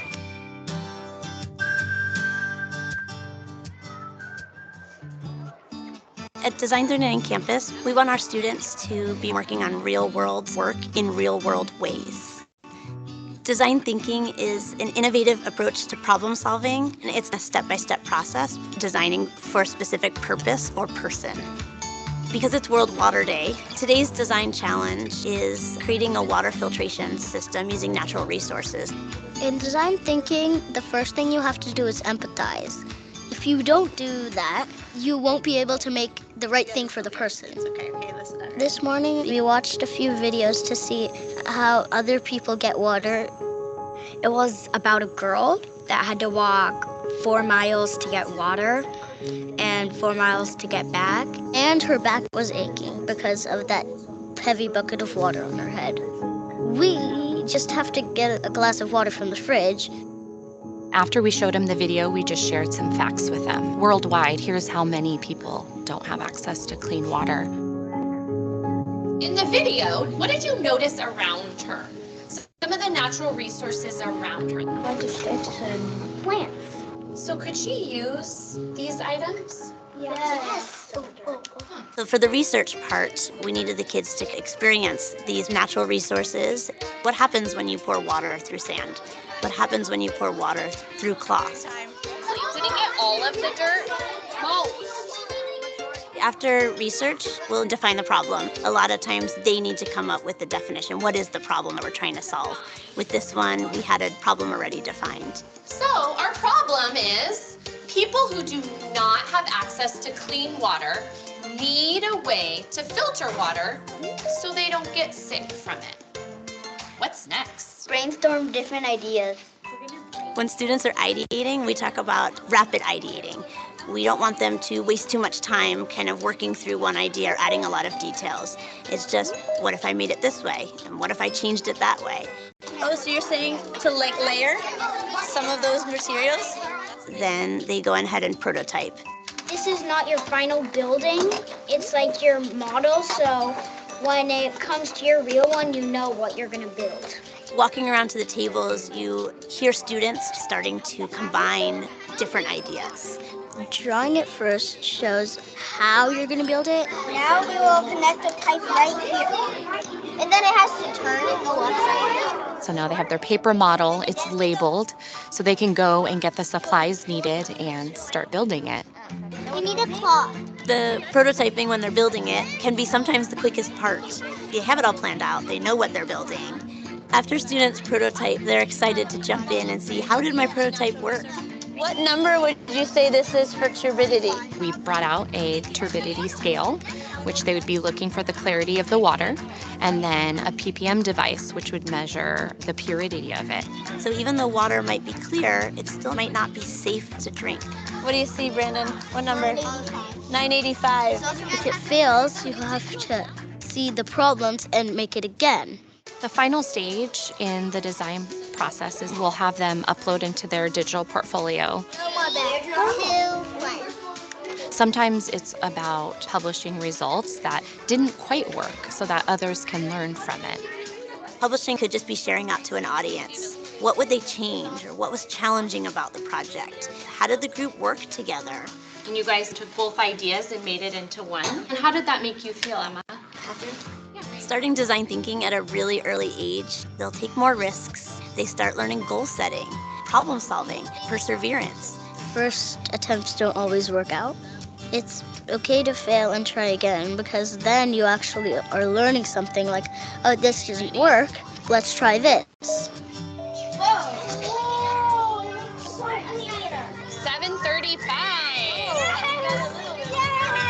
I think it's good because it's not just thinking about yourself, but thinking about other people, and I think that's very important.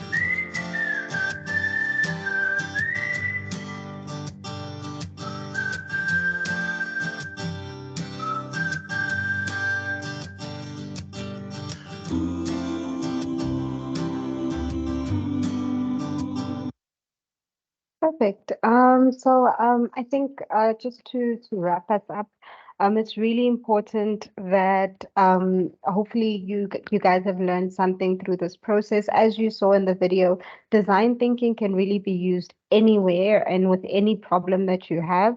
It's really important that as you go through this process, that you experiment, come up with as many ideas as possible. It's also super important that you collaborate. So as a team, as you guys are working on your various solutions, collaborate, make sure that you're getting feedback from a number of people and come up with as many experimentations as possible. Very, very quickly go into the action mode. So it's important that you start building your prototype. And during this stage, just remember that less is always more. So keep it simple. Usually the simplest solutions can garner the best sort of results. Remember, your first iteration won't solve for all of the needs, but you could, for example, focus on one of the needs and then continue to iterate and come up with more inclusions into your final prototype. It's also important that during this during the final pitch that you do make sure that you're fully able to demonstrate the feasibility, desirability, and viability of your solution. And you will be doing a final pitch to the judges where you'll not only be selling them on these 3 factors, but making sure that you also demonstrate your final prototype. So it's important that you enjoy this journey as you guys go on the BRICS Skills program. Take the learnings that you've gotten from design thinking, and remember, this is an iterative process. And I know we've said it a lot. You will go back and have to redefine and define some of your problem areas as you go back and go on this journey. We have around 3 minutes left. Like we said, we've really enjoyed being here. We usually cover design thinking in probably a full day lecture, but we've given you guys a quick tour. We will be sharing all the slides that we've shared today. We've also included some resources on where you can find some information on design thinking, and some cool models and kits that you can use to help you in your design thinking. There's tons of resources online, but we hope that you guys have learned something during this process and really taken some of the principles as you guys go on this design thinking process. I'm going to stop sharing for a second, and maybe in the last 2 minutes, just check if there's any questions from anyone.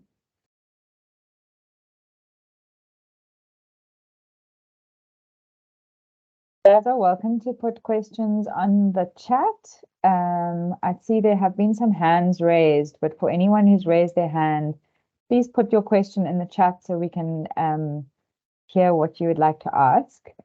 So I see there is a question. I see there is a question, and I think this is probably more practical in terms of what will be happening on the day. One of the teams was asking where and how will they be presenting their final prototypes. If I remember correctly, you said that they will be recording and there will be tools available for them, and you'll share all of that, but maybe some more light from your side. Yeah, so I do encourage anyone who's got questions about the actual final challenge to stay. I will stay on this call for another 10, 15, 20 minutes even. We can go through your questions. I saw in the chat there was questions around what is the Dragon's Den, and how is the design thinking going to be working for your final challenge. Just some overview of design thinking is a framework that you can use for anything, not just for the skills challenge. It will help you for the skills challenge because you're going to, if you use it, you don't need to use it. You can choose not to use it, but it will help you as a framework to unpack the problem that your experts will be giving you in the final challenge. For instance, on mobile app, I do not know what the challenge will be for mobile app, but let's say there's a challenge that the expert presents to you where they say something around there's a problem in the health sector and people cannot find where to go for certain health problems, and design an app that could that could address this problem. Now, for you to be able to do that, you would be able to use the design thinking framework to be able to better break down what is that problem, why is that problem happening, how can we understand the people's behavior around that problem, and then start deciding creating ideas, prototyping those ideas, etc. So it gives you a framework, a step-by-step framework that will help you for your skills challenge. But by no means are you required to use design thinking in your skills challenge with us. If you don't use it and you still come up with an amazing solution, it will not hurt you in any way. It's just a helpful framework that you can, or model that you can use. So that's the context of this masterclass today. I encourage all of you to practice design thinking in whatever work, studies, or job you've got, because it will help you in life too. In terms of the actual event, before I move over to the actual event though, while Lo is still on here, does anyone have questions on design thinking? And then if your questions are all related to the BRICS Future Skills Challenge and how it's going to work, I will deal with those questions, and Lo can leave if there's no other questions for her. So yeah, any other questions that you want to put on the chat around design thinking for Lo for the next few minutes? I saw, Joe, while people are thinking of some questions, a lot of people were asking why, or someone was asking, why are there children on the screen?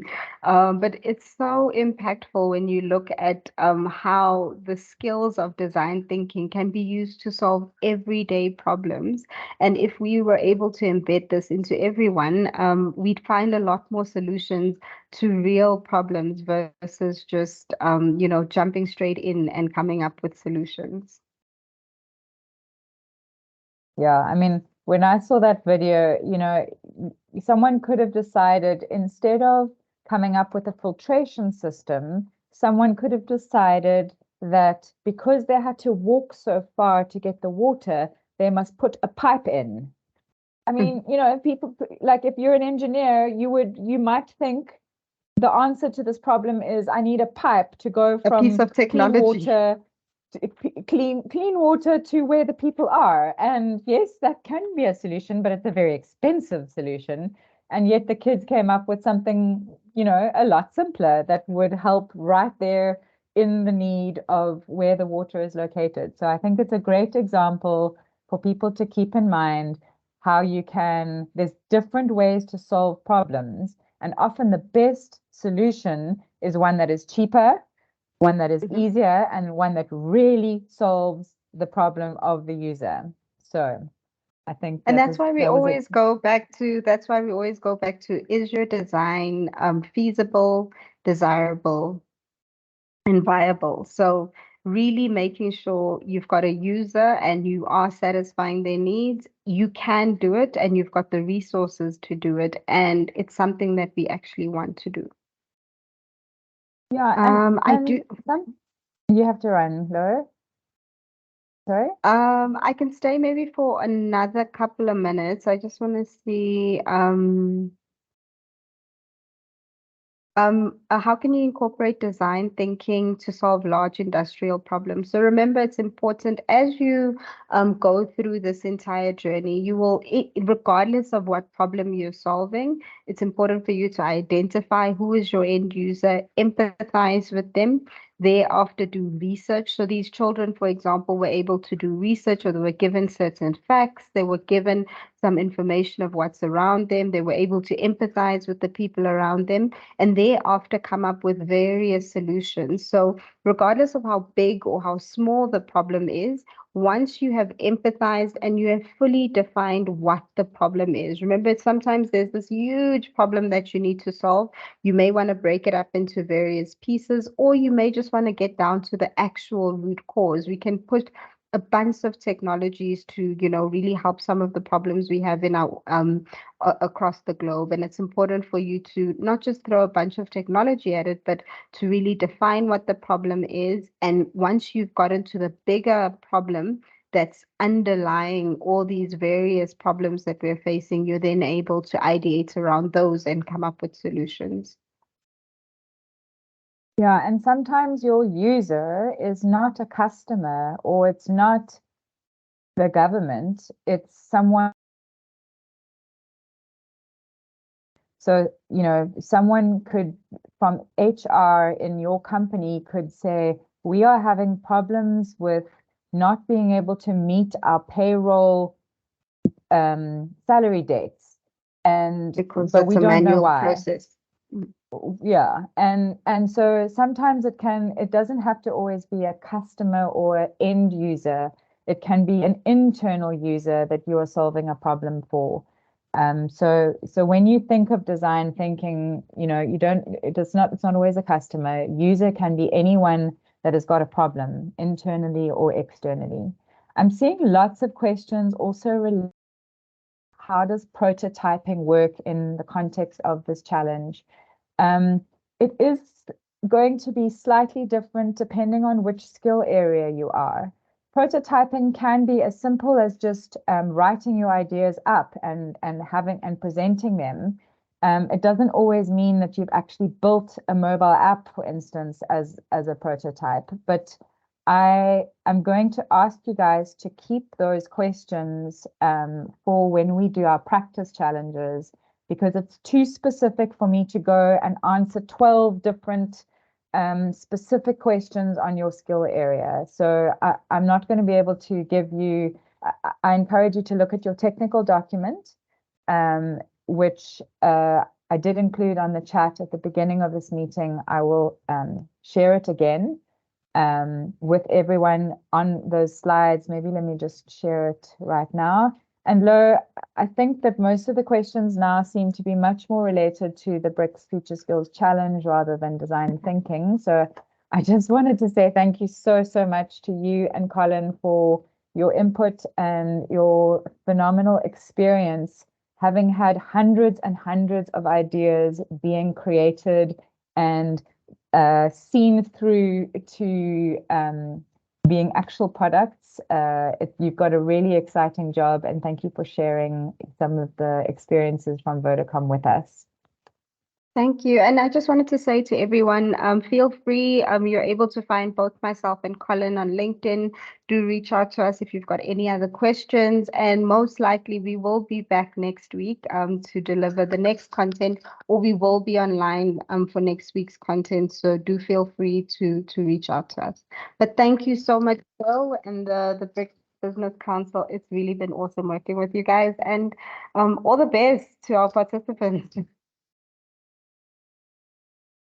Yes, that's a good point, Lo. So we don't yet know who all are going to be our top 120 South Africans, but we hope for all of the South Africans that are online that you found this experience good, regardless of whether you come through to the final challenge. As I said, we will let you know by the 6th of September whether you've been selected or not. I wanted to just go through, so thank you so much, Lo. I'm going to go start just going through some of the questions that I'm seeing online around the Dragon's Den and some of the more specific questions around the event that I saw on the chat. Thank you very much, Lo.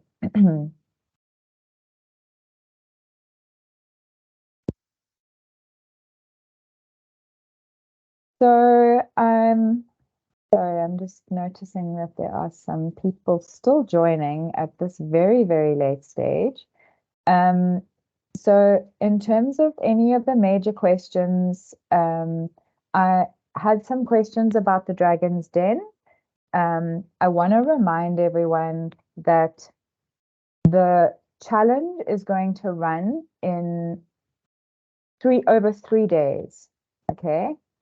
Day 1, you will have a challenge where you will, if you look at your technical document, you will see what is covered on day 1 of your challenge.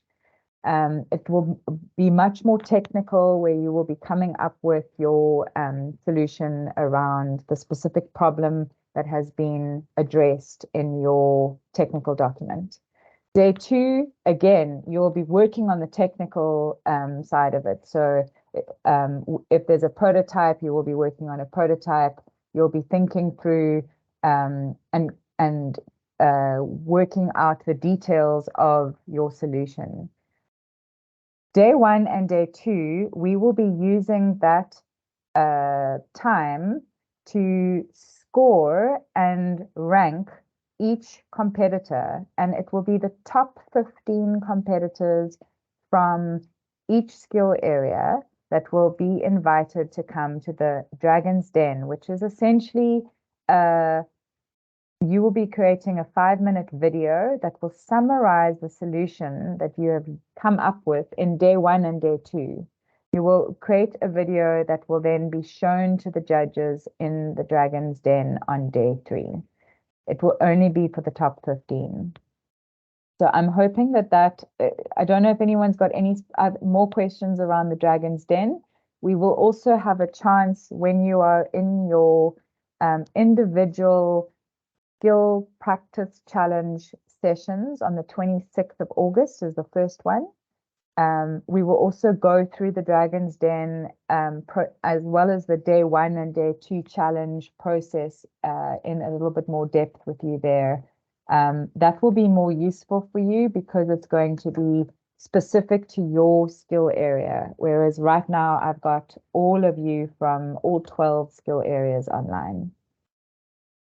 I'm seeing some questions about the certificate. So everyone that registered for the training today, whether you're from China, Russia, Brazil, India, or South Africa, you will receive a certificate of completion for this design thinking masterclass if you have registered. So we will be sending that through. It's a digital certificate. I'm seeing some more questions related to the numbers of candidates. So Neil, thanks Neil, you're helping to answer some of those questions. So there will be 15 15 teams that will be joining for every skill area. So there will be so 15 for mobile app, 15 for renewable energy, 15 for cybersecurity, 15, etc., etc. And that will be from all of the BRICS countries, the top 15 across the BRICS countries. So I'm just looking if there's any other major questions. There are some questions that I'm noting that's specific to cybersecurity or specific to robotic process automation, renewable energy, all of those questions. I think it's going to be best that we deal with them on the 26th of August when we run our first expert-led practice session. The session coming up next Saturday, that is going to be all about how you present your idea. We will also give you some advice around how to create the video if you get selected for the Dragon's Den. So if you don't get selected for the Dragon's Den, this masterclass next week will still be useful because no matter what job you do, even if you're still at university, you need to be able to present your idea and make someone want that idea. You've got to be able to convince people why your idea is great. And that is a life lesson that you will need no matter what country you live in, no matter what organization you work for. So we hope that you will join the masterclass next week. It's a chance for you to improve your presentation skills, regardless of whether you get selected for the Dragon's Den or not. If you do get selected for the Dragon's Den, so if you are in one of the top 15 competitor teams for each of the skill areas, if you get selected, then the presenting your idea session next week is going to also help you, give you the framework of how you would create your presentation. What are the elements you need to include in your presentation in that 5-minute video so that you are guaranteeing yourself as highly scored option as possible. So yeah, I hope you guys will be joining us next week, Saturday, same time, same link. Or no, I'll send around a new link. So I'm just looking through. No, Carlson, I see you've got a question about will you be presenting next week? No, you will not be presenting next week. You will only be presenting at the Dragon's Den if you get selected, which will be at the final challenge that is hosted in September, September 12 to 15. That's when the final challenge is. Next week, you would just be learning about how to create a good presentation and how to convince someone that your idea is amazing. Let me just see if there are any other major questions. You're welcome to repeat your question again, because maybe your question is very far up and I'm not seeing it. So you're welcome to write down any questions that you've got. Again, repeat them for me if you would like, if they're really important. Otherwise, I am going to say thank you for everyone who has attended from Brazil, Russia, India, and China. We really appreciate your attendance. We hope you found the event beneficial, and we will be sharing the recording, the slides, all of the information from today. We will be sharing that with everyone today on the call. But thank you very, very much for attending, and I'm happy to stay on for a few more minutes more, but otherwise I would like to call the end of this meeting if you guys are good to go, then thank you so much for joining, and I would like to say goodbye.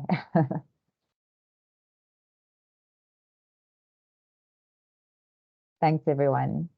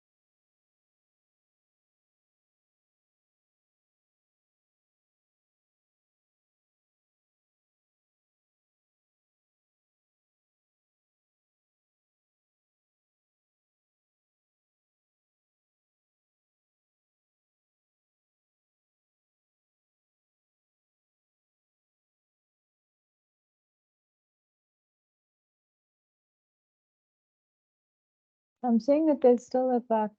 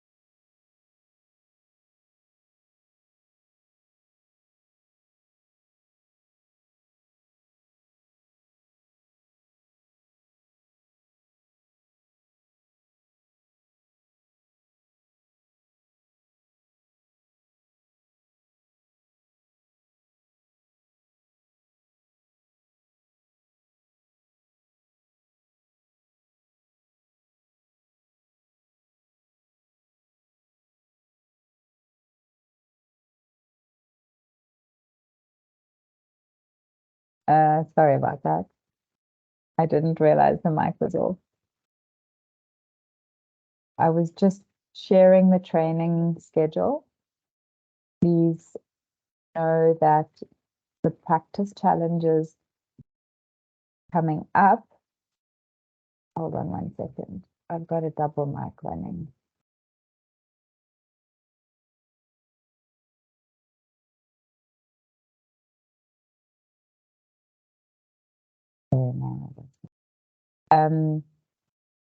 The practice challenges are going to be the chance for you, the South African competitors, to submit your solutions and get a good understanding of what will be in the final challenge. It will also be where the South African experts are going to be using what you submit as a way to grade and select the top South Africans that will be joining in the final challenge in September. So those practice challenges, I encourage you to please attend those webinars. There will be a webinar for every skill area separately. We won't all meet together like we're meeting in this masterclass. It will be a chance for you to deeply understand what the final challenge will look like. And the expert will give you the practice challenge beforehand. So you will receive it the week before, and then you will have a chance to be working through the problem, submit your solution by the time of the 26th of August is the first one, but there will be 3 opportunities for you to do a practice challenge. Great. So I'm going to say thank you everyone for joining again and for everyone who stayed afterwards for questions. And I'd like to say Thank you again. Have a lovely rest of your Saturday. For those that are from China, it's almost the end of your evening. So I hope you have a good evening. For those in South Africa, hopefully you have a good rest of your Saturday and weekend. And we'll see you next week, Saturday. Thank you.